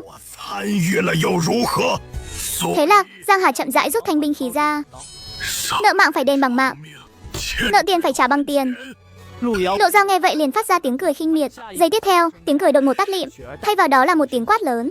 10 triệu, phế hắn cho ta. Dứt lời, mấy tên bảo vệ ngẩn ra trong chốc lát, sau đó lập tức phản ứng lại, như sói dữ lao về phía Giang Hà. Tên bảo vệ dẫn đầu xông lên trước nhất, chưa kịp áp sát đã bị Giang Hà hạ gục. Về cắt sượt qua gò má, một tiếng xé rách vang lên, tiếng hét thảm trong màn đêm đã mở màn cho cuộc hỗn chiến. Giang Hà không ngừng vung thanh binh khí trong tay, vung đao lên, rồi hạ đao xuống chế ngự đối phương. Những kẻ này đều là tay sai của Lộ Dao. Các người đều phải ra đi. Nụ cười trên mặt Lộ Dao đứng sang một bên dần đông cứng lại, thay vào đó là một sự kinh hãi không thể che giấu. Thằng nhóc này không ổn rồi. Theo như hắn biết, hắn đã bị đâm tới 7 nhát. Tại sao chỉ mới một thời gian ngắn mà đã trở nên lợi hại như thế này? Bản tính hung hãn trong xương tủy của Lộ Dao cũng bị kích phát hoàn toàn. Ha ha, thật thú vị. Lộ Dao quay người rảo bước về phía cầu thang để đối phó với Cao Dương. Đêm nay Lộ Dao không mang theo vũ khí nóng, bắt trong phòng ngủ ở tầng 2 vẫn còn treo một thanh kiếm đông doanh được sưu tầm kỹ lưỡng. Tên bảo vệ cuối cùng trợn tròn mắt, rồi ngã gục xuống sàn. Phòng khách rộng lớn đã biến thành chốn tu la, địa ngục. Giang Hà từng bước tiến lên cầu thang. Đột nhiên, toàn bộ đèn trong biệt thự vụt tắt, nhưng Giang Hà chỉ khựng lại một chút, rồi tiếp tục đi lên tầng 2. Giang Hà đạp mạnh cửa phòng ngủ. Ngươi ra đi cho ta. Giang Hà không kịp né tránh, bị Lộ Dao dùng binh khí đâm xuyên qua dưới xương bả vai. Lực xung kích cực lớn ghim chặt anh lên bức tường ở hành lang. Trên mặt Lộ Dao hiện lên nụ cười tàn nhẫn. Ha ha ha ha ha ha. Thằng nhóc, ngươi không nên quay lại. Không nên quay lại đây để tìm đường ra đi. An Đức Sâm và Âu Dương Hải cũng là do ngươi làm phải không? Tiếc là ta không giống hai tên phế vật đó. Giang Hà nhìn chằm chằm Lộ Dao, trong mắt lóe lên tia đỏ. Tại sao lại ra tay với cả nhà ta? Ha ha ha ha ha. Tại sao à? Lộ Dao càng dùng sức hơn. Bởi vì tổ chức muốn ngươi ra đi. Bởi vì nhà ngươi đã cản đường của tổ chức. Ngươi hiểu chưa? Lộ Dao nghiến răng dùng sức, thanh binh khí lại đâm sâu thêm vài phần. Ha ha ha ha ha. Em gái ngươi ở trên con tàu đó, kết cục thảm hại thế nào? Chính mắt ta đã nhìn thấy con bé. Con người Giang Hà lập tức phủ một tầng đỏ rực. Ngay lúc này, động tác của Lộ Dao bỗng khựng lại. Hắn thấy khóe miệng Giang Hà nhếch lên thật mạnh, lộ ra hàm răng trắng hều âm u, một luồng hơi lạnh thấu xương chạy dọc theo cột sống hắn xông thẳng lên trên, bắt sau nỗi sợ hãi ngắn ngủi. Chỉ còn lại sự căm phẫn tột độ. Lộ Dao hắn mà lại biết sợ sao? Ngươi cười cái gì? Nụ cười trên khuôn mặt tái nhợt của Giang Hà càng lúc càng lạnh lẽo. Đột nhiên một sức mạnh cực lớn đánh mạnh vào người Lộ Dao, cả người hắn bay ngược ra sau, cuối cùng đập mạnh vào tường. Lộ Dao nén đau ngẩng đầu lên. Cảnh tượng trước mắt đánh vỡ hoàn toàn nhận thức của hắn. Giang Hà chậm rãi rút thanh binh khí đang ghim trên người mình ra, không hề có vết đỏ nào phun ra, chỉ có một sự im lặng quỷ dị. Ngươi, rốt cuộc ngươi là loại quái vật gì? Giang Hà cầm thanh binh khí từng bước tiến lại gần. Ta là con quái vật do chính tay các ngươi tạo ra. Giang Hà lần lượt giải quyết từng tên một. Người thứ hai, người thứ ba, người thứ tư, người thứ năm, người thứ sáu. Ngươi hạ sát ta cũng vô ích thôi. Ngươi không báo thù được đâu. Ngươi hoàn toàn không biết tổ chức đáng sợ thế nào đâu. Giang Hà tung một cước thật mạnh vào ngực hắn. Cả người Lộ Dao lập tức gập lại, như con tôm bị đau đến toàn thân run rẩy, nhưng hắn vẫn nghiến chặt răng, cố nhịn tiếng kêu thảm vào trong. Giữa hai bên có hiểm khích, lưỡi binh khí đâm thẳng vào bả vai hắn. Cơn đau dữ dội ập đến như sóng trào, tác động vào dây thần kinh của Lộ Dao. Giang Hà chậm rãi ngồi xổm xuống. Giờ chúng ta hãy nói về tổ chức đó và cả con tàu kia nữa. Phía bên kia, Cao Dương dẫn người tức tốc đến bên ngoài biệt thự. Cả căn biệt thự bị bóng tối nuốt chửng hoàn toàn. Đột nhiên, một tiếng hét thê lương tột cùng vang lên từ sâu trong căn biệt thự. Sắc mặt Cao Dương bỗng biến đổi, lập tức rút vũ khí ra, quyết đoán phá cửa xông vào. Mùi thương tích trong nhà nồng nặc đến nghẹt thở, khắp nơi bừa bãi lộn xộn. Trên tầng 2 lại truyền đến tiếng Lộ Dao, tiếng gào thét thảm thiết đến vặn vẹo. Ánh mắt Cao Dương bỗng trở nên sắc bén. Trần Sinh, bảo hai người các anh ở lại gọi chi viện. Thạch Nam, đi lên lầu với tôi. Dứt lời, Cao Dương dẫn theo Thạch Nam lập tức cầm vũ khí tiến nhanh lên, lao thẳng lên tầng 2. Vừa đến góc cầu thang, một giọng nói lạnh thấu xương từ trong bóng tối chậm rãi truyền đến. Tiến thêm một bước nữa, ta sẽ tiễn Lộ Dao đi ngay lập tức. Bước chân của hai người Cao Dương lập tức khựng lại tại chỗ. Họng vũ khí hơi nhấc lên hướng về phía góc tường nơi phát ra tiếng nói. Giang Hà ẩn mình trong bóng tối mờ mịt, lưỡi binh khí dán chặt vào cổ Lộ Dao. Tôi là đội trưởng đội hình sự Cao Dương. Giọng Cao Dương trầm ổn, buông binh khí xuống ngay. Lộ Dao đang bị binh khí kề cổ, trong mắt bỗng chốc lóe lên sự vui mừng khôn xiết. Ha ha ha ha ha ha. Quả nhiên dù có chuyện gì xảy ra, người chiến thắng sau cùng vẫn luôn là mình. Lộ Dao khó khăn mở miệng. Đội trưởng Cao. Hắn chính là Lộ Dao. Những lời chưa kịp nói lập tức nghẹn lại nơi cổ họng. Cao Dương ra hiệu cho Thạch Nam yểm trợ, rồi áp sát vào tường, nhích từng chút một về phía trước. Rất nhanh, Cao Dương đã tiến gần đến góc tường. Đội trưởng Cao, có vẻ anh không muốn hắn giữ mạng. Cao Dương chỉ đành dừng bước.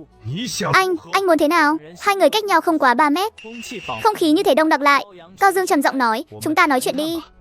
Thế nào? Trong bóng tối, Giang Hà không hề có chút dao động, ngược lại lưỡi binh khí càng kề sát vào cổ Lộ Dao, thêm vài phần lạnh lùng nhìn chằm chằm vào góc tường đối diện. Con số bằng vết đỏ là do anh để lại, đúng không?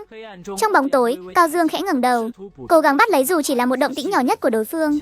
Sau bức tường truyền đến giọng nói lạnh lẽo, đúng vậy. Vậy thì chúng ta cũng coi như đã gặp mặt rồi. Giọng nói của Giang Hà mang theo một tia giễu cợt. Ha ha, gặp rồi anh cũng chưa chắc nhận ra ta. Không, tôi rất muốn. Trong mắt Cao Dương xẹt qua một tia sáng nhạy bén. Nói thật, anh là người đầu tiên khiến tôi thấy tò mò đến thế. Ha ha, anh đang kéo dài thời gian để chờ viện binh. Cao Dương không thừa nhận cũng chẳng phủ nhận. Nói đi, anh cần điều kiện gì mới chịu thả người? Ta sẽ không thả người. Hôm nay không ai cứu nổi hắn đâu. Giọng Cao Dương vẫn vô cùng điềm tĩnh. Nhưng hôm nay anh cũng không thoát được đâu. Anh định làm thế nào để phá vòng vây bên ngoài? Hay là nói, anh cố ý dừng lại một chút? Anh có nắm chắc 10 là sẽ rời khỏi đây trước mắt tôi không? Thanh lang vắng lặng lại rơi vào sự im lặng đến đáng sợ. Lộ Dao muốn vùng vẫy nhưng không còn sức lực, muốn nói cho Cao Dương biết sự thật. Bắt lúc này cái miệng không thể mở ra được nữa. Tại sao lại loại bỏ nhiều người như vậy? Giang Hà hơi cụp mắt xuống. Bởi vì bọn chúng đáng phải ra đi. Nói rồi anh sức mạnh Lộ Dao sắp là đi lên, dùng sức nhấc lên trên, cũng giống như cái tên rác rưởi này. Giọng Cao Dương lại vang lên từ trong bóng tối. Báo thù sao? Anh đoán thử xem. Cao Dương bỗng nhiên đổi giọng, là một vụ giao dịch thì sao? Nghe vậy, khóe miệng Giang Hà hơi nhếch lên. Cái gì? Bước chân Cao Dương lại nhích nhẹ về phía trước vài phân. Anh thả người, tôi sẽ giúp anh điều tra, nhưng tiền đề là anh cũng phải trả giá cho những hành vi của mình. Ha ha ha, đội trưởng Cao, ta đã nghe về những lời thề của anh. Anh được coi là một cảnh sát tốt, nhưng thật đáng tiếc, ta không tin anh. Giang Hà vừa nói vừa cảnh giác nhìn quanh quất. Bước chân Cao Dương vẫn đang từ từ nhích tới. Anh né nhịp thở, đã chuẩn bị sẵn sàng để bóp có bất cứ lúc nào. Tôi và anh không giống nhau. Tôi cũng mang gánh nặng hận thù, ngày đêm bị giày vò, nhưng tôi tự nhủ không được để hận thù làm mờ mắt. Không thể để nó biến tôi thành người mà tôi không muốn trở thành. Ha ha ha ha ha. Chẳng qua anh vẫn chưa đủ tàn nhẫn, hoặc là kẻ thù của anh chưa đứng ngay trước mặt anh thôi. Đến ngày anh thực sự chẳng còn gì cả, anh chưa chắc đã bình tĩnh hơn ta đâu. Cũng chưa chắc còn giữ vững được cái gọi là pháp luật và công lý của anh. Tim Cao Dương bỗng hẫng một nhịp. Lời nói của Giang Hà vừa vặn đâm trúng nơi thầm kín nhất trong lòng anh, thứ mà anh không muốn đối mặt nhất. Cao Dương mạnh mẽ lắc đầu, cố gắng xua đi những dòng suy nghĩ hỗn loạn này. Ánh mắt trở nên kiên định trở lại. Đội trưởng Cao, chúng ta đánh cược một ván nhé. Giọng của Giang Hà bỗng chốc trở nên nhẹ nhàng. Thanh binh khí trong tay anh bắt đầu dùng sức, lộ ra đột ngột trợn tròn mắt. Một sự hoảng loạn chưa từng thấy bỗng bao trùm lấy hắn. Hắn dám ra tay ngay lúc này sao? Hắn điên rồi sao? Bắt không đợi Lộ Dao kịp phản ứng, bên cổ đã truyền đến một cảm giác lạnh buốt thấu xương. Tức rằng mọi chuyện không giống như những gì anh thấy. Có những thứ đã mục rỗng từ lâu rồi. Ha ha ha ha. Có kẻ không sợ anh dùng vũ khí pháp luật để trừng phạt chúng, nhưng chúng lại sợ anh vứt bỏ pháp luật mà cầm lấy binh khí. Đến lúc anh nhìn thấy sự thật, liệu anh có còn kiên định mà lựa chọn bộ sắc phục trên người mình không? Ha ha ha ha ha ha. Anh hãy sống đi. Trong giọng nói của Giang Hà mang theo sự chế nhạo gần như thương hại. Cuối cùng anh sẽ chọn cách thấu hiểu ta, thậm chí là trở thành ta. Sau khi không khí ở hành lang u tối hoàn toàn đông đặc lại trong giây lát, Cao Dương kiên quyết lắc đầu. Không, tôi sẽ không bao giờ giống như anh. Toàn thân anh căng cứng cơ bắp, thầm tính toán khoảng cách và thời điểm ra tay. Có lẽ sẽ không bao giờ. Dứt lời, Cao Dương đột ngột bước ra khỏi góc tường, họng vũ khí đen ngòm nhắm thẳng bóng đen phía trước. Cùng lúc đó Giang Hà ném mạnh Lộ Dao về phía Cao Dương, thân hình nặng nề lao thẳng tới trước mặt. Còn một bóng hình khác đang nhanh chóng lao về phía cửa sổ. Cao Dương nhanh chóng lách người tránh sang một bên, bàn tay cầm vũ khí không chút do dự mà ra tay về phía bóng đen. Bắn trúng bóng hình đang bay đi một cách chuẩn xác. Cao Dương trong lòng khẽ thở phào, cuối cùng cũng bắt được rồi. Nhưng việc đối phương ngã xuống đất như dự tính đã không xảy ra. Giang Hà tông mạnh vào cửa sổ kính, rồi lập tức biến mất vào màn đêm bên ngoài cửa sổ. Não bộ Cao Dương thoáng chốc trống rỗng, không kịp suy nghĩ về phương thức hành động trái với lẽ thường này. Bản năng nghề nghiệp khiến anh đứng bật dậy hét lớn, mau đuổi theo, hắn trúng đòn rồi. Thạch Nam lập tức lao xuống lầu để chặn đường rút lui. Cao Dương vừa định bước đi thì cổ chân bỗng bị nắm chặt lấy, là Lộ Dao. Toàn thân hắn đầy thương tích, hơi thở yếu ớt, nhưng một bàn tay lại như kìm sắt bấu chặt lấy chân anh. Đôi mắt ấy hiện rõ vẻ điên cuồng và không cam tâm, như đang gào thét, cứu ta. Làm sao ta có thể ra đi ở đây được? Chỉ trong chớp mắt này, Giang Hà đã chẳng còn dấu vết nào nữa. Đội trưởng Cao, chúng ta hẹn gặp lại lần sau. Con số 6 sắc đỏ trên bức tường tầng 2 đặc biệt chói mắt. Thật là mỉa mai, một kẻ kiêu hùng tung hoành nửa đời người, đến lúc ra đi lại phải cầu cứu viên cảnh sát mà bản thân ghét nhất. Đáng tiếc ác giả ác báo, dâu lành đã đến. Giây tiếp theo, cánh tay Lộ Dao bỗng chốc buông thõng xuống. Giang Hà đã liên tiếp xử lý xong kẻ thứ hai, kẻ thứ ba, kẻ thứ tư.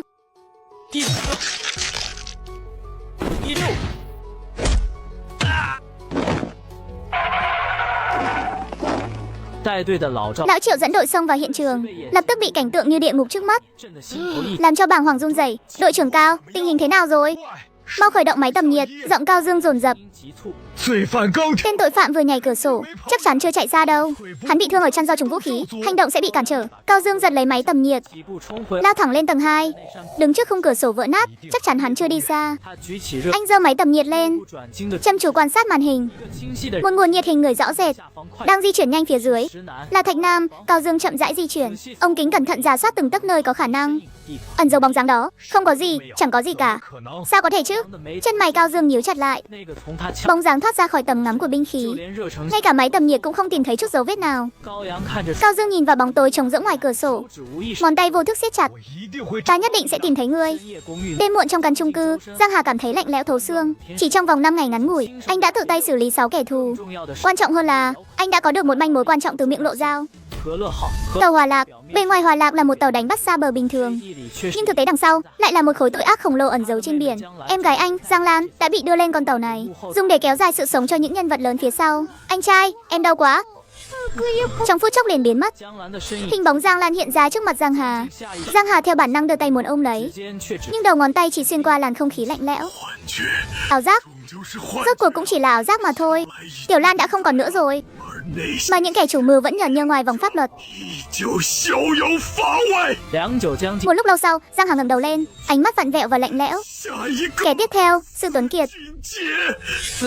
Sư Tuấn Kiệt là kẻ thực sự kiểm soát Tàu Hòa Lạc, từng là ngôi sao thiên tài của giới y học. Năm đó hắn nghiên cứu lý thuyết liên quan đến gen người, chủ trương sàng lọc và tối ưu hóa giống nòi một cách nhân tạo. Thuyết này xáo phạm nghiêm trọng đạo đức luân lý. Nói chẳng ra là những kẻ ưu tú mới nên hưởng thụ tất cả. Người bình thường không xứng đáng có được tài nguyên. Mọi người đều biết quy tắc ngầm này, nhưng không ai dám nói ra. Còn Sư Tuấn Kiệt đã trực tiếp xé toạc lớp màn che này trước công chúng, vừa chọc giận những kẻ có lợi ích nhóm, vừa phá vỡ trật tự bề ngoài, cuối cùng bị trục xuất hoàn toàn khỏi giới học thuật. Trong lúc đường cùng, hắn được tổ chức bí ẩn thu nhận, thiên tài một thời từ đó sa ngã. Tàu Hòa Lạc trở thành nơi gây ra tội ác của riêng hắn. Giang Hà còn biết được từ miệng Lộ Giao. Tàu Hòa Lạc vào 5 giờ rưỡi chiều ngày kia sẽ cập bến cảng số 3 phía đông thành phố, sẽ neo đậu nghỉ ngơi tại đó trong 48 giờ. Sắp rồi, đợi thêm chút nữa, tất cả những kẻ trên con tàu đó đều phải ra đi. Không khí trong văn phòng đóng băng lạnh lẽo. Cao Dương nắm chặt hai tay, kìm nén cơn giận dữ đầy lồng ngực. Trương Bưu tuyệt đối không phải hung thủ thực sự. Anh ta đã bị Lộ Giao đánh ngất xỉu rồi, căn bản không thể nào gây án được. Chu Chính Quốc đập bàn. Phá án phải nhìn vào chuỗi bằng chứng hoàn chỉnh, không phải dựa vào suy đoán chủ quan.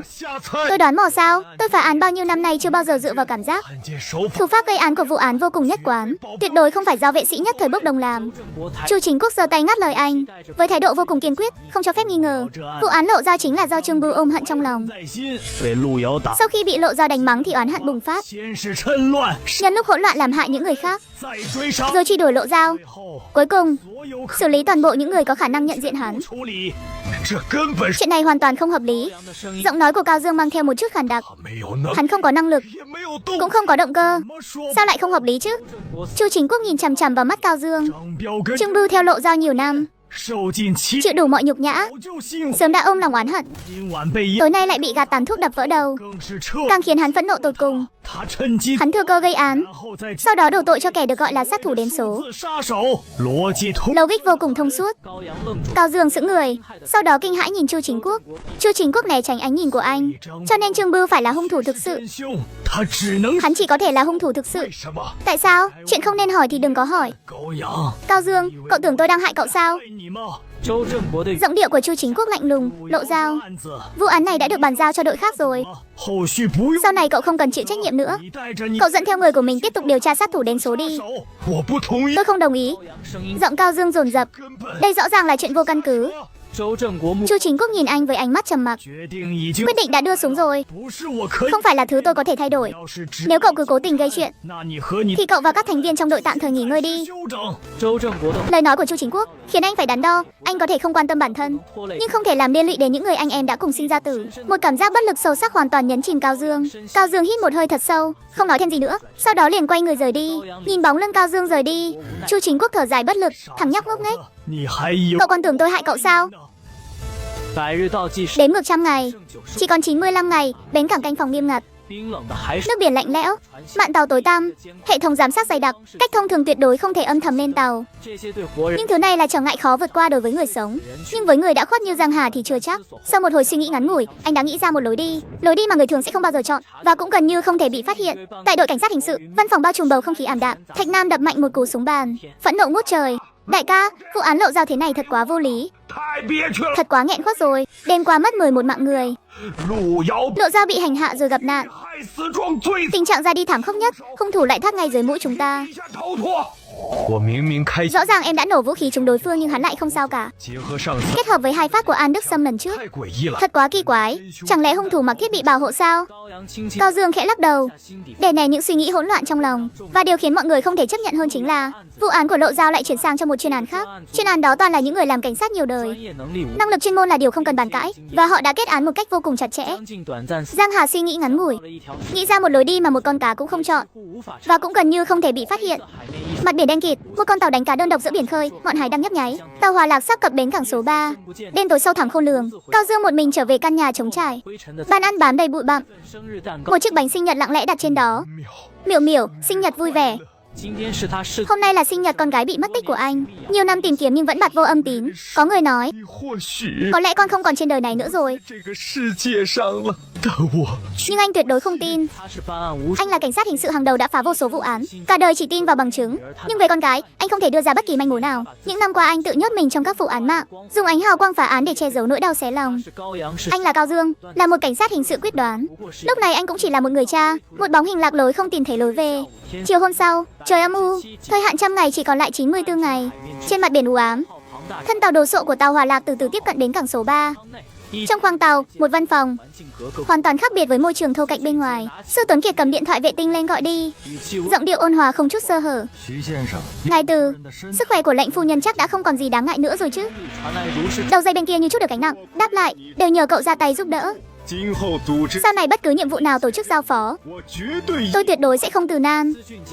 Sư Tuấn Kiệt cười rạng rỡ hơn, nhưng trong mắt lại không có chút hơi ẩm nào. Có được sự trợ giúp của ngài Từ là vinh hạnh của tổ chức. 3 tháng trước, vợ ngài Từ cần cấp nguồn cơ thể phù hợp để cứu mạng, mà người đàn ông giữ vị trí then chốt này chính là một quân cờ mà tổ chức cần. Sư Tuấn Kiệt đã tìm được nguồn cung cấp hoàn hảo cho ông ta, hoàn toàn nắm thóp được người này trong lòng bàn tay. Làm thế này thật sự không có rủi ro gì chứ? Ha ha ha, cứ yên tâm đi, cha của thằng bé đó chẳng có gì cả. Căn bản không thể gây ra chút sóng gió nào. Đợi sóng gió qua đi, hắn sẽ hoàn toàn biến mất khỏi thế giới này. Ngài Từ nghe vậy thì thở phào nhẹ nhõm. Tốt lắm, vậy chúng ta gặp lại sau. Cung nghênh đại giá. Trong mắt hắn, những mạng sống tầm thường vốn dĩ nên nhường bước cho những kẻ ưu tú, giống như cô bé năm xưa. Giang Lan, dòng xì dầu gấu trúc quý giá đã giúp cô bé phát huy giá trị đến mức tối đa. Sau khi cúp điện thoại, khi nhìn thấy một góc bàn có một vết bẩn nhỏ không đáng kể, sự ôn hòa trong mắt hắn lập tức tan vỡ. Hắn nhấn nút nội bộ, giọng lạnh lùng, và lau dọn toàn bộ mặt bàn đi. Tôi không cho phép bất kỳ thứ bẩn thỉu nào tồn tại ở đây. Trên bông tàu, gió lạnh như dao, hai thuyền viên ngồi trên mạn tàu trò chuyện. Hai người đang chuẩn bị quay lại khoang tàu. Một hình bóng người trôi dạt trên biển đột nhiên thu hút ánh nhìn của cả hai. Trong mắt họ lóe lên sự tham lam trong phút chốc. Trên con tàu cá đầy dẫy bí mật này, thứ trôi dạt đến này chẳng khác nào của trời cho. Hai người dùng móc sắt móc chặt vào quần áo, từng chút một kéo cái xác lạnh lẽo này từ dưới biển sâu đen kịt lên bông tàu. Tên gầy dùng chân đá đá, lại kiểm tra hơi thở. Ha ha ha, đi hẳn rồi, đi hẳn rồi. Tên đeo kính ngồi xổm xuống kiểm tra kỹ lưỡng một chút. Nhìn độ cứng và nhiệt độ cơ thể này, ước chừng không quá 2 tiếng đồng hồ. Tên gầy lập tức mừng rỡ. Tình trạng cơ thể vẫn còn nguyên vẹn, theo phong cách hào phóng thường lệ của sư tiên sinh. Ha ha ha, chúng ta có thể kiếm bộ tiền rồi. Mau đưa xuống kho dưới đi. Hai người khiêng món hơi bất ngờ nặng nề này đi về phía kho lạnh sâu trong khoang tàu. Cả mặt biển trở lại tĩnh lặng. Tuy nhiên, cái xác vốn dĩ nên không còn sức sống kia khóe miệng đang từ từ nhếch lên. Bến cảng số 3 phía đông thành phố, tàu Hòa Lạc lặng lẽ neo đậu. Không khí bẩn thỉu truyền đến từ xung quanh bến cảng. Sư Tuấn Kiệt đứng ở bến cảng lấy khăn tay bịt mũi, vẻ mặt đầy sự chán ghét. Chẳng mấy chốc, một người đàn ông hói đầu bước nhanh tới. Ngài Từ, sư tiên sinh, đây là số tiền còn lại. Ngài Từ quả nhiên sảng khoái.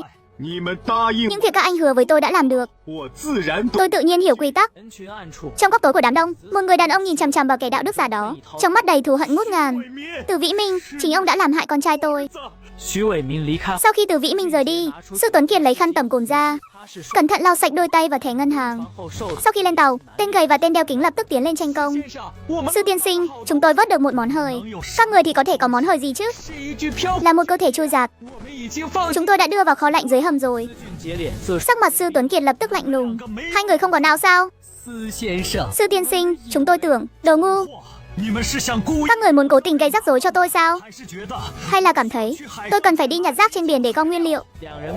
Hai người bị dọa đến mức không dám thở mạnh. Nghe đây, trước khi trời tối phải xử lý sạch sẽ.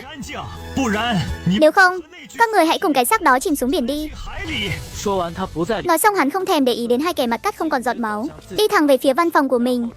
Sau đó hắn đi tới trước bàn làm việc rộng lớn, cầm ly rượu lên tự rót tự uống. Ha ha ha ha, tương lai sẽ ngày càng tốt đẹp thôi. Cô bé tên Giang Lan đó đã nối dài thành công sự sống cho vị đại nhân vật kia. Trong chuyện này, công lao của sư Tuấn Kiệt hắn không hề nhỏ, đã nắm rõ mọi ngóc ngách của tàu Hòa Lạc. Giang Hà nằm trên bàn kim loại lạnh lẽo, chợt mở bừng mắt, tiếng trò chuyện ngoài cửa chậm rãi truyền vào. Chính là kẻ đã vớt anh lên. Tên gầy và tên đeo kính mau xử lý đi. Nơi này không nên ở lâu. Tiếng xây ổ khóa cạch một tiếng, cửa kho lạnh từ từ đẩy ra. Hai người cầm dây thường chuẩn bị xử lý Giang Hà. Giang Hà vốn dĩ không hề cử động, bất ngờ ra tay chuẩn xác vào yết hầu. Hai người lập tức mất khả năng lên tiếng, mắt tối sầm lại, ngã nhào xuống đất bất tỉnh. Một lát sau, tên gầy tỉnh lại trước. Hắn kinh hoàng phát hiện mình đã bị trói chặt, dù thế nào cũng không phát ra âm thanh được. Tên đeo kính cũng tỉnh lại ngay sau đó, cũng không thể lên tiếng. Nỗi sợ hãi tột cùng lập tức bao trùm lấy hắn. Ngẩng đầu nhìn lên, Giang Hà đang cầm tấm sơ đồ cấu trúc tàu xé trên tường, nhìn hai người với vẻ mặt vô cảm. Tỉnh rồi à? Giang Hà chậm rãi bước tới trước mặt tên gầy, không có lời thừa thãi, trực tiếp bẻ ngược một ngón tay hắn. Cảm giác đau đớn dữ dội lập tức quét qua toàn thân. Tên gầy điên cuồng vặn vẹo vùng vẫy, nhưng không thể phát ra một chút âm thanh nào. Giang Hà nghiêng người chắn tầm mắt của tên đeo kính, ghé sát tai tên gầy, giọng nói trầm thấp lạnh lẽo. Sư Tuấn Kiệt ở đâu? Chỉ cho ta thấy, ta cũng sẽ bảo hắn đánh dấu vị trí. Đáp án của hai người tốt nhất là giống hệt nhau. Tên gầy sớm đã sợ đến mức hồn bay phách tán, run rẩy dùng tay đánh dấu vị trí trên bản đồ. Giang Hà nhìn chằm chằm vào vị trí đó vài giây, đột nhiên đưa tay khống chế cổ tên gầy, nhưng không sao cả. Tên gầy trợn tròn mắt, đôi má từ từ ửng hồng. Một lúc sau, Giang Hà buông tay ra, tên gầy cùng với hơi tàn đổ dầm xuống đất. Tên đeo kính bên cạnh sớm đã bị dọa cho khiếp vía, điên cuồng lắc đầu. Giang Hà cũng bóp chặt cổ tên đeo kính như vậy. Chuyện này so với việc gia đình các người sống bình thường thì đóng góp lớn hơn nhiều.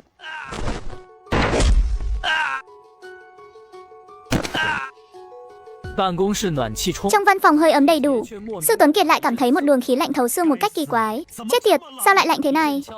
Một tiếng gõ cửa bất ngờ ngắt quãng suy nghĩ. Sư Tuấn Kiệt tiến lên mở cửa. Ngoài cửa là một bóng người bí ẩn đội mũ sụp xuống. Ngươi là ai? Chân mày Sư Tuấn Kiệt lập tức nhíu lại. Làm sao lên đây được? Người tới từ từ ngẩng đầu lên, một khuôn mặt nhợt nhạt không chút sắc hồng, khiến đồng tử Sư Tuấn Kiệt co rụt lại. Giang Hà, giọng nói khàn đặc lọt vào tai hắn. Ngươi còn nhận ra ta không? Giang Hà, người vậy mà vẫn còn sống. Tim Sư Tuấn Kiệt chấn động dữ dội, hắn rõ ràng đã tự mắt xác nhận báo cáo. Giang Hà bị thương nặng như vậy, tuyệt đối không có khả năng sống sót. Sư Tuấn Kiệt vội vàng lùi về phía bàn làm việc, nhấn điện thoại nội bộ. Đâu rồi? Người đâu? Mau tới đây ngay. Tuy nhiên, đáp lại hắn chỉ có sự im lặng chết chóc. Đừng gọi nữa, giọng Giang Hà lạnh lùng. Cả con tàu tổng cộng có 13 người, chỉ còn mình ngươi là còn sống thôi. Bây giờ đến lượt ngươi rồi. Tay Sư Tuấn Kiệt run rẩy. Bầu không khí trong văn phòng vô cùng áp bức. Tên đó hoàn toàn mất tích rồi sao? Hôm qua chẳng có tin tức gì cả. Vương Tư Tề bị làm phiền đến nhức đầu, bèn trợn mắt nhìn anh ta. Tiểu Nam, cậu có thể im lặng một chút không? Làm tôi nhức hết cả đầu rồi đây này. Vương Tư Tề lập tức nhìn sang Cao Dương, giọng điệu nghiêm trọng. Trong biệt thự của Lộ Giao đêm qua, hung thủ thực sự đã bị anh bắn trúng chân bằng vũ khí. Liệu có phải vì bị thương nên không cử động được không? Cao Dương nghe vậy thì nheo mắt lại, ký ức lập tức bị kéo về đêm hôm đó.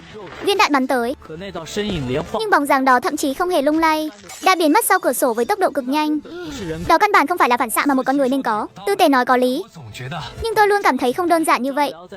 Trương Liêu ở bên cạnh trầm giọng lên tiếng. Cũng không chừng hắn đã gây án rồi, chỉ là chúng ta vẫn chưa phát hiện ra thôi. Câu nói này như một tảng băng đập mạnh vào lòng mỗi người. Trên mặt mọi người lập tức hiện rõ sự thất bại và không cam lòng. Cao Dương không nói gì, trong đầu anh toàn là cái bóng dưới chiếc mũ trùm đầu đó.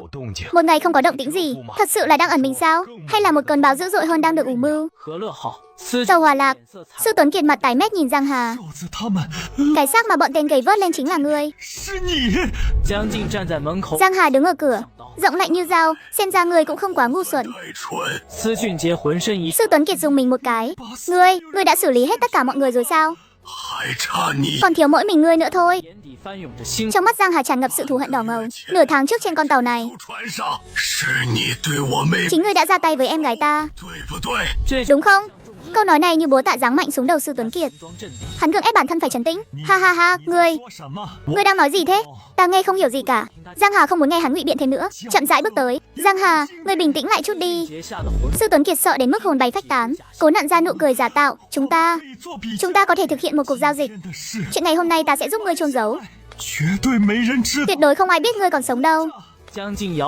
Giang Hà lắc đầu, từng bước ép sát hắn. Xử lý ngươi rồi cũng sẽ không ai biết, không giống nhau sao?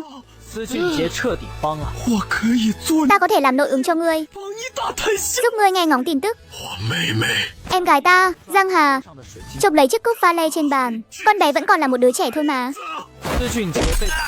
Hắn bị trừng phạt cho hoa mắt chóng mặt, gần như ngất xỉu ngay tại chỗ. Nhưng so với cơn đau dữ dội đó, lại là một sự chán ghét và hoảng loạn từ tận sâu trong tâm hồn.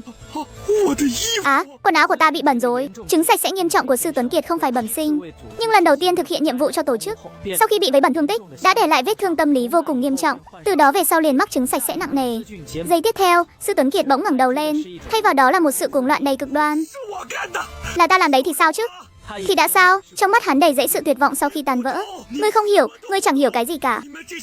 Những kẻ có tầm nhìn hạn hẹp như các người. Hắn cố gắng gượng dậy để đứng vững, gào thét lên.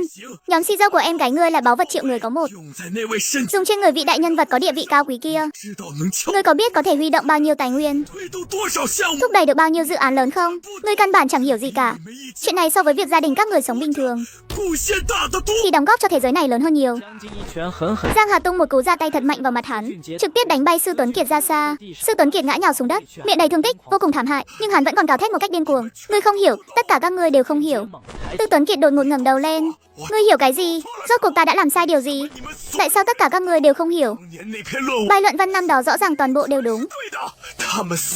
Bọn họ sau lưng rõ ràng công nhận lời ta nói, lại giả vờ đạo mạo để hạ thấp ta, khiển trách ta, khiến ta phải lưu lạc đầu đường xó chợ. Cái gọi là tranh cãi đạo đức chẳng qua chỉ là do ta đã xé nát lớp áo choàng giả tạo của bọn họ. Tư Tuấn Kiệt gào thét một cách mất kiểm soát. Ngươi giải thích quá nông cạn. Ngươi tưởng xử lý ta là xong chuyện rồi sao? Luôn có kẻ sẽ không buông tha cho ngươi. Ngươi và em gái ngươi đều là thiên tài. Giang Hà nghiêng đầu nhìn Tư Tuấn Kiệt, vốn định nhanh chóng xử lý hắn, nhưng dường như thế thì quá hời cho hắn rồi. Giang Hà nắm chặt nắm đấm. Tư Tuấn Kiệt, ngươi rất thích sạch sẽ đúng không? Không khí lạnh lẽo áp lực trong hành lang không ngừng lan tỏa. Giang Hà kéo Tư Tuấn Kiệt đi về phía trước. Tư Tuấn Kiệt hoàn toàn không có sức kháng cự. Ngươi định đưa ta đi đâu? Chiếc áo sơ mi trắng đắt tiền của hắn đã bị lấm lem bụi bẩn dọc đường, cả người đứng trước bờ vực sụp đổ. Không, thả ta ra. Giang Hà kéo hắn vào một phòng vệ sinh trên tàu. Giang Hà buông tay. Tư Tuấn Kiệt ngã quỵ xuống đất. Ngươi định làm gì? Giang Hà đứng trước mặt hắn với khí thế áp đảo. Ngươi quan tâm điều gì nhất? Ta sẽ hủy hoại điều đó. Tư Tuấn Kiệt ngay lập tức hiểu ra, thứ đối phương định làm là muốn đánh sập thứ hắn quan tâm nhất về mặt tinh thần. Ngươi không được đối xử với ta như vậy. Hắn liều mạng lùi lại phía sau. Cầu xin ngươi, hãy cho ta được giải thoát đi. Tất cả sự kiêu hãnh tại thời điểm này hoàn toàn tan vỡ. Là ta có lỗi với em gái ngươi. Cầu xin ngươi hãy để ta được giải thoát hoàn toàn. Giang Hà lạnh lùng nhìn chằm chằm hắn. Hãy nói ra tất cả những gì ngươi biết. Tuyến phòng thủ tâm lý của Tư Tuấn Kiệt hoàn toàn sụp đổ. Hắn khai ra toàn bộ bí mật. 2 phút sau, hắn thở hồng hộc. Những gì ta biết chỉ có bấy nhiêu thôi. Cầu xin ngươi hãy cho ta được giải thoát. Nhìn Tư Tuấn Kiệt đang một lòng cầu xin sự giải thoát. Ngươi thật sự nghĩ có thể được như ý nguyện sao? Anh cúi xuống bên tai Tư Tuấn Kiệt, giọng nói trầm thấp lạnh thấu xương. Món nợ ngươi thiếu không đơn giản là có thể trả sạch như vậy đâu. Tư Tuấn Kiệt ngay lập tức bị nỗi sợ vô tận choán lấy. Không, ngươi đã hứa với ta rồi mà. Đừng qua đây, ngươi đừng qua đây.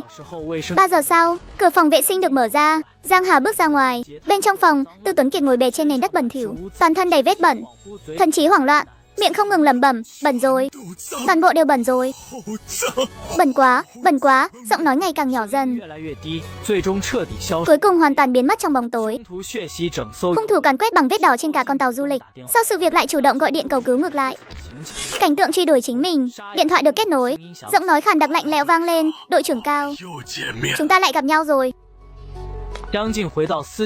Giang Hà quay lại văn phòng của Tư Tuấn Kiệt. Trên bàn rải rác rất nhiều tài liệu bí mật. Giang Hà cầm lên xem. Bên trong ghi lại từng vụ giao dịch ngầm. Nhưng anh lật xem toàn bộ tài liệu, vẫn không tìm thấy ghi chép về Giang Lan. Đột nhiên động tác của anh khựng lại, ánh mắt nhìn chằm chằm vào 2 cái tên nằm sát cạnh nhau. Từ sâu thẳm tâm hồn đã hiểu rõ. 2 bóng hình mờ ảo ngày càng rõ nét. Họa ra gặp phải kiếp nạn này. Lộ Giao là tên đào phủ lộ diện trên bề mặt. Bắt ít không có sự phối hợp ngầm của một thế lực khác thì căn bản không thể thực hiện thuận lợi như vậy. Tất cả những chuyện này đều không thể tách rời khỏi đôi vợ chồng đó. Ngọn lửa phục thù vẫn chưa nguội tắt. Mục tiêu mới đã khắc sâu vào xương tủy. Tài liệu hiển thị, mấy chục ngày trước, Từ Vĩ Minh cần phối hợp tương thích đặc biệt, mà người cung cấp sự tương thích liên quan cho ông ta là một thiếu niên họ Vương chỉ mới 14 tuổi. Giang Hà nhặt điện thoại vệ tinh trên đất lên, chụp ảnh lưu lại từng tài liệu quan trọng. Năng lượng của tổ chức thần bí rất lớn và cũng ẩn nấp rất sâu. Ta phải đem những thứ này, sự dơ bẩn ẩn dưới lớp vỏ hào nhoáng kia, phơi bày hoàn toàn ra ngoài.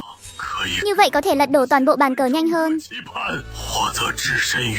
Còn ta thì dấn thân vào bóng tối vĩnh hằng, từng bước tính toán để minh vạn án luôn là cách hiệu quả nhất. Tiếp đó Giang Hà cầm tập tài liệu về vợ chồng Từ Vĩ Minh lên. Đây là mục tiêu tiếp theo của anh, tránh để người khác phát hiện trước.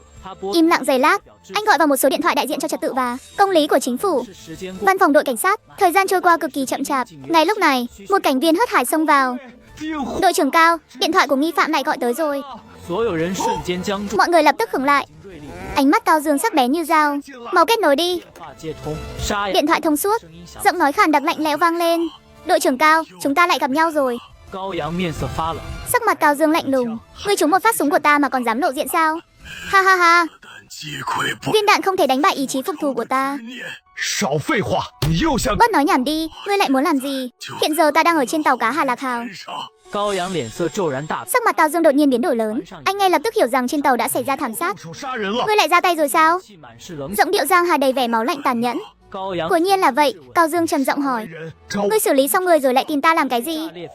Một câu nói lật ngược tình thế gây sốc đột nhiên truyền ra. Ta cần sự giúp đỡ của ngươi. Hung thủ cầu cứu cảnh sát hình sự đang bắt mình.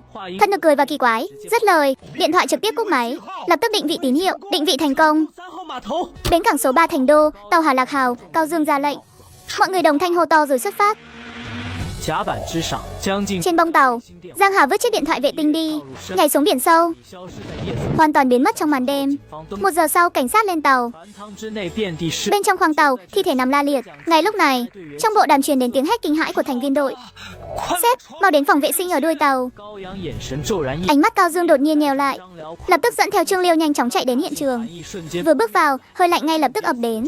Tư thế ra đi của Tư Tuấn Kiệt kỳ dị bất thường, vẻ mặt vô cùng kinh hãi. Thạch Nam chỉ vào cổ của Tư Tuấn Kiệt. Sếp, nhìn chỗ này này. Trên cổ có một vết kim tiêm nhỏ, xem ra đây chính là vết thương chí mạng. Cao Dương chậm rãi ngẩng đầu lên. Trên mặt tường hiện ra một chữ lớn màu đỏ sẫm. Tất cả mọi người có mặt trong lòng ngay lập tức cảm thấy lạnh lẽo. Thủ đoạn của hung thủ lần sau lại tàn bạo và điên cuồng hơn lần trước. Cao Dương nghiến răng trầm giọng tức giận. Đúng là tàn bạo đến mất hết tính người. Trương Liêu đầy vẻ kinh hãi, giọng nói run rẩy, thật tàn nhẫn. Sếp, trong bộ đàm truyền đến tiếng gọi gấp gáp của thành viên. Mau đến xem những tài liệu này đi. Cao Dương lập tức dẫn người chạy thẳng đến văn phòng. Căn phòng bừa bộn một mảnh, tài liệu rơi vãi khắp sàn nhà. Cao Dương cúi xuống nhặt một bản tài liệu lên. Nội dung bên trong khiến anh ngay lập tức khựng lại. Đây là một danh sách giao dịch đen tối mất nhân tính nhằm trục lợi. Thạch Nam lật xem vài trang, cơn giận ngay lập tức bùng nổ. Thật đáng xử lý. Toàn bộ đều là những kẻ cầm thú đội lốt người. Trương Liêu cầm lấy một trang, toàn thân lập tức cứng đờ, quay đầu lại nhìn. Sếp, những người trên tàu cá Hà Lạc Hào này không có một ai là vô tội cả. Từng dòng ghi chép lạnh lẽo trong tài liệu giống như một cú đấm nặng nề giáng mạnh vào đầu Cao Dương. Ký ức bị chôn vùi nhiều năm bỗng nhiên trỗi dậy. Hình ảnh con gái Miêu Miêu đột ngột hiện ra trong tâm trí anh. Một suy đoán không dám nghĩ sâu hơn ngay lập tức bóp nghẹt trái tim anh. Cảm giác chóng mặt dữ dội ập đến. Cao Dương hừ một tiếng, thân hình loạng choạng. Sếp, Trương Liêu lập tức tiến lên đỡ lấy Cao Dương. Cao Dương chậm rãi đẩy anh ta ra, ôm đầu ngồi thụp xuống tại chỗ. Người đội trưởng cảnh sát hình sự điềm tĩnh và cứng rắn mọi khi, lúc này đây hoàn toàn sụp đổ. Lão Triệu tiến lên ngăn Trương Liêu lại, trong mắt lóe lên một tia cảm xúc phức tạp khó tả. Để cậu ấy yên tĩnh một lát đi. Không biết đã trôi qua bao lâu, Cao Dương chậm rãi đứng dậy, sắc mặt đã khôi phục lại vẻ bình tĩnh, bắt đôi mắt lại đỏ ngầu đến đáng sợ. Cao Dương đột ngột quay người lại, ánh mắt anh sắc lạnh quét qua từng thành viên. Cha, chúng ta không chỉ tra hung thủ, mà là tra mọi thứ trên con tàu này. Tất cả những ai có tên trong danh sách liên quan đến vụ án này, một kẻ cũng không được bỏ sót. Sếp, bản tài liệu này thiếu mất vài trang quan trọng, đã bị ai đó cố ý xé đi rồi. Chắc là hung thủ đã lấy đi. Chỉ là tại sao hắn lại làm như vậy? Cao Dương hít một hơi thật sâu, bình tĩnh phân tích. Chắc chắn là nhắm vào mục tiêu. Trong những tài liệu này ẩn chứa danh sách săn đuổi tiếp theo của hung thủ. Hắn chỉ là không muốn chúng ta biết trước, để tránh làm xáo trộn kế hoạch thanh trừng của hắn thôi. Dốc toàn lực tìm kiếm mọi manh mối trên tàu Hà Lạc Hào. Rõ, Trương Liêu định nói lại thôi. Có chuyện gì cứ nói thẳng ra đi. Trương Liêu nhìn quanh trái phải, thấy trong văn phòng đều là người trong đội mình. Sau đó mới hỏi, nếu chúng ta thật sự tìm thấy những người có tên trong danh sách, chúng ta có phải đi bảo vệ bọn họ không? Văn phòng đột nhiên rơi vào một sự im lặng kỳ quái. Cao Dương khẽ nheo mắt, tất nhiên là phải bắt người rồi. Hung thủ phải bắt, những kẻ này càng phải bắt. Nhưng chúng ta không có quyền bắt, Trương Liêu nghiến răng nói. Những người trong danh sách toàn là giới thượng lưu giàu có, giống như vụ án của Lộ Giao vậy. Cao Dương lập tức khựng lại tại chỗ, không nói nên lời. Câu nói đó của hung thủ lại vang lên bên tai. Có những thứ đã thối rữa từ lâu rồi. Nếu hôm nay trong bản danh sách này có một cái tên là Cao Miêu Miêu, có một người tên là Cao Miêu Miêu, thì ta có thể làm gì chứ? Anh từng tưởng mình là ngọn lửa trong bóng tối này, nhưng lúc này lại giống như một chú cừu lạc lối. Vài giờ sau, màn đêm đen tối của tàu Hà Lạc Hào chỉ trong một đêm đã càn quét toàn mạng xã hội. Lúc này, bên trong văn phòng đội cảnh sát hình sự, nhóm cảnh viên của Cao Dương cũng đang xem tin tức. Sếp, có cần liên lạc với những blogger đăng video này không? Cao Dương nhìn chằm chằm vào màn hình, lắc đầu. Kiểm soát dư luận chưa bao giờ là trách nhiệm của chúng ta. Vụ án mới là nhiệm vụ chính. Khóe miệng anh khẽ nhếch lên một độ cong lạnh lùng khó nhận ra. Ngọn lửa dư luận này càng cháy mạnh càng tốt. Những kẻ quyền quý muốn che đậy sự thật sẽ không bao giờ có thể một tay che chở được nữa. Sau 100 ngày, cuộc thanh trừng này lẽ nào phải dừng lại sao? Không, tuyệt đối không cho phép. Trong căn hộ lạnh lẽo, Giang Hà nhìn dư luận đang bùng nổ, đáy mắt không có chút hơi ấm nào. Các ngươi trốn trong bóng tối thao túng tất cả, thì cũng hãy nếm thử cảm giác bị dư luận thiêu đốt đi. Có hoảng loạn mới lộ ra sơ hở. Bây giờ đến lượt các ngươi rồi. Cùng lúc đó, trong mật thất tối tăm, những bóng đen bí ẩn ngồi quanh chiếc bàn dài. Chuyện của tàu Hà Lạc Hào bị lộ rồi. Lộ Giao, Cầu Dương Hải, Tư Tuấn Kiệt đều đã ra đi rồi. Sự trả thù của tàn dư nhà họ Giang sao? Không thể nào, nhà họ Giang không còn ai sống sót. Hình như chúng ta đã bị ai đó nhắm vào rồi. Chuyện này kết thúc thế nào đây? Mọi người nhìn về phía một người đàn ông áo đen bên cạnh bàn. Người đàn ông tỏa ra luồng hàn khí lạnh lẽo. Sát thủ con số đó, ta sẽ tìm ra hắn. Nói xong, hắn đứng dậy rời đi. Thời hạn 100 ngày chỉ còn lại 93 ngày. Trong căn hộ, Giang Hà chậm rãi mở mắt, trong mắt lộ rõ sát ý. Sau khi vệ sinh cá nhân đơn giản, anh mở điện thoại xem tin tức. Các chủ đề liên quan đến tàu Hà Lạc Hào liên tiếp lên xu hướng tìm kiếm, và đứng đầu danh sách là thông báo chính thức. Nhanh vậy sao? Giang Hà sau đó nhấn vào xem. Theo thông tin lan truyền trên mạng gần đây, sự việc tàu cá Hà Lạc Hào đã thu hút sự chú ý rộng rãi của xã hội. Hiện xin được giải trình về sự việc như sau. Tàu Hà Lạc Hào thực chất là phương tiện thực hiện hành vi phạm pháp. Cảnh sát đã lập án điều tra từ nửa tháng trước. Rạng sáng đêm qua đã triển khai hành động bắt giữ. Chủ mưu Tư Tuấn Kiệt và các nhân sự cốt cán đã bị xử lý theo pháp luật. Làm tốt lắm, vì dân trừ hại. Đối với loại xúc sinh này không cần phải nương tay. Tặng một lượt thích, vất vả rồi. Ngoài ra, cũng có một số tiếng nói nghi ngờ, sao lại trùng hợp thế? Vừa đúng lúc sau khi bị phanh phui chứ không phải lúc khác. Những suy đoán ác ý kiểu này, bình luận nhanh chóng tự động biến mất. Thậm chí một số tài khoản còn bị khóa trực tiếp. Ha ha ha ha. Vội vàng thế sao? Vậy thì ta phải xem. Khi bí mật thực sự được công bố cho mọi người biết, thì sẽ thế nào đây? Từ Vĩ Minh sống trong một khu chung cư cũ gần 20 năm. Những năm qua ông ta đã vơ vét không ít tiền, bắt lại cố tình ngụy trang vẻ thanh liêm. Lúc này, tại một góc khuất dưới lầu, có một người đàn ông trung niên đang nhìn chằm chằm vào lối ra của tòa nhà cũ này. Ông ấy là cha của cậu bé bị hại, nhưng 2 tháng trước, con trai ông đã trở thành vật hy sinh để chữa bệnh cho Bạch Kiệt. Vương Sâm đến đây hôm nay chỉ có một mục đích duy nhất. Từ Vĩ Minh, ta muốn ngươi phải đền mạng cho con trai ta. Ở một góc khác không xa, có một đôi mắt lạnh lùng đang quan sát ông ấy. Người này cũng đến tìm Từ Vĩ Minh để phục thù sao? Bởi vì chỉ có những người bị dồn vào đường cùng mới sở hữu sự thù hận thuần khiết và mãnh liệt đến thế. Mặt khác, Từ Vĩ Minh lại chìm vào giấc mộng. Kể từ khi người vợ Bạch Kiệt làm xong trị liệu phối hợp, trong mơ luôn có một bóng đen mờ ảo không ngừng truy đuổi. Hắn, ngươi là ai? Ngươi rốt cuộc là ai? Ông ta nén lại nỗi hoảng sợ trong lòng, vệ sinh, thay quần áo, đẩy cửa bước ra ngoài. Vương Sâm trong bóng tối đột nhiên siết chặt con dao trong tay. Ngay khoảnh khắc ông ấy chuẩn bị hành động, giây tiếp theo, một bàn tay lạnh lẽo từ phía sau bóp chặt cánh tay ông ấy. Lòng Vương Sâm trùng xuống, đột ngột quay đầu lại. Giang Hà đột nhiên dùng lực vặn một cái, con dao trong tay Vương Sâm lập tức rời khỏi tay. Con dao ngắn sắc bén kề sát vào sau gáy ông ấy. Không muốn ra đi thì câm miệng lại. Toàn thân Vương Sâm cứng đờ, cảm giác ra đi ngay lập tức bao trùm toàn thân. Ta vẫn chưa thể ra đi được. Phải sống, nhất định phải sống. Rất tốt, đi theo ta. 10 mấy phút sau, trong một tòa nhà bỏ hoang, Giang Hà đấm một cú thật mạnh vào bụng Vương Sâm. Vương Sâm lập tức ngã quỵ xuống đất, mồ hôi lạnh đầy đầu, nói: tại sao lại muốn ra tay với Từ Vĩ Minh? Rốt cuộc là ai? Giang Hà cúi người xuống, con dao ngắn lạnh lẽo kề vào động mạch cổ của Vương Sâm. Ta chuyên môn xử lý những kẻ không biết lượng sức mình như các người. Các ngươi sinh ra đã hèn mọn, không ai quan tâm Bây giờ hãy thành thật khai báo mục đích của ngươi. Có lẽ có thể giữ lại cho ngươi một mạng. Ha ha ha ha. Hóa ra ngươi là chó săn của Từ Vĩ Minh. Trả lời câu hỏi của ta. Vương Sâm đột ngột ngẩng đầu, thất thanh gào thét. Chẳng lẽ hắn không đáng phải trả giá sao? Tại sao cái ác làm đủ mọi chuyện xấu xa lại được hưởng thụ tất cả?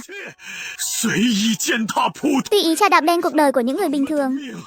Mạng của bọn họ là mạng, còn mạng của chúng ta thì không phải là mạng sao? Cảm xúc của Vương Sâm hoàn toàn mất kiểm soát. Con trai ta mới có 14 tuổi thôi mà.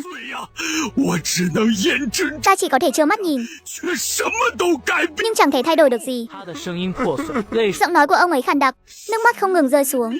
Từ Vĩ Minh, Bạch Kiệt và cả những kẻ tiếp tay cho hung thủ như các người nữa, tất cả đều phải trả giá. Giang Hà ánh mắt lạnh lùng. 20 triệu. Ha ha ha ha. Hả? 20 triệu có thể đổi lại mạng sống của con trai ta không? Ông ấy nước mắt đầm đìa, nhưng ánh mắt lại vô cùng kiên quyết. Muốn loại bỏ thì cứ loại bỏ đi. Nói xong, ông ấy trực tiếp nhắm hai mắt lại. Ta thành toàn cho ngươi.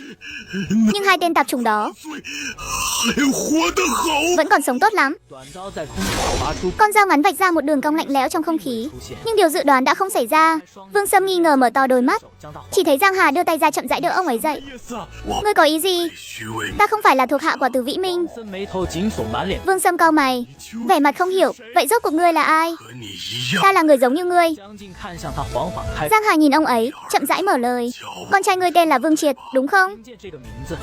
Nghe thấy cái tên này, đồng tử Vương Sâm lập tức co rụt lại. Cái tên này Giang Hà đã thấy trong tài liệu trên tàu. Anh nhớ rất rõ vì em trai anh tên là Giang Triệt. Làm sao ngươi biết? Ngươi rốt cuộc là hạng người gì? Giang Hà thản nhiên mở lời. Ngươi từng nghe nói đến sát thủ con số chưa? Mặc dù thông tin về sát thủ con số bị phong tỏa hết mức, bắt những mảnh thông tin vụn vặt vẫn được lan truyền trên mạng. Ngươi chính là sát thủ con số mà trên mạng nói sao? Thông tin về con trai ngươi là ta thấy trên tàu Hà Lạc Hào. Ngươi tưởng kẻ thù của ngươi chỉ có vợ chồng Từ Vĩ Minh thôi sao? Vương Sâm thẫn thờ trong chốc lát, sau đó lắc đầu. Còn cả những kẻ trên tàu Hà Lạc Hào nữa. Nhưng bọn họ đã bị pháp luật trừng trị rồi. Không phải như thế đâu. Giang Hà lắc đầu. Dù là Tư Tuấn Kiệt hay vợ chồng Từ Vĩ Minh, cũng chỉ là một quân cờ không đáng kể trong tay bọn họ mà thôi. Hung thủ thực sự đều đang lẩn trốn trong bóng tối. Ngươi, bao gồm cả ta, sẽ không phải là người đầu tiên bị bọn họ cướp đi tất cả, và cũng tuyệt đối không phải là người cuối cùng. Giang Hà nhìn chằm chằm vào mắt ông ấy. Đã biết những chuyện này rồi, ngươi sẽ lựa chọn thế nào đây? Nói xong, Giang Hà giật lấy con dao ngắn trong tay mình. Anh không cho phép để lại những nhân tố không ổn định. Vương Sâm im lặng một lúc, sự mờ mịt trong mắt dần tan biến, thay vào đó là sự thù hận tột độ ngút trời. Ta muốn bọn họ phải đền mạng. Ông ấy tiến lên một bước, gần như sát gần Giang Hà, trong mắt là sự điên cuồng liều lĩnh. Chúng ta hợp tác, hãy thanh trừng toàn bộ bọn họ. Một lúc sau, tiết rơi đầy trời, trời đã tối sầm lại. Giang Hà bước ra khỏi tòa nhà bỏ hoang, chỉ dựa vào sức của một mình anh, khó lòng đối phó với những thế lực ngầm đan xen chẳng chịt.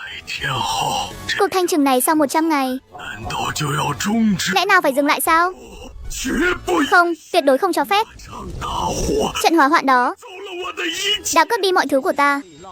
Những thứ này đã sớm rơi rụng hết rồi. Linh hồn hắn bị thiêu đốt bởi hận thù, xương cốt muôn đời không được yên nghỉ. Dù cho có phải hồn bay phách tán, cũng phải có người thay thế, để ta tiến hành cuộc thanh trừng này đến cùng. Ta muốn tập hợp tất cả những người bị hại, xây dựng một đội quân hùng mạnh, thanh trừng tất cả bóng tối trên thế gian này. Cùng lúc đó, Vương Sâm cũng bắt đầu hành động theo kế hoạch.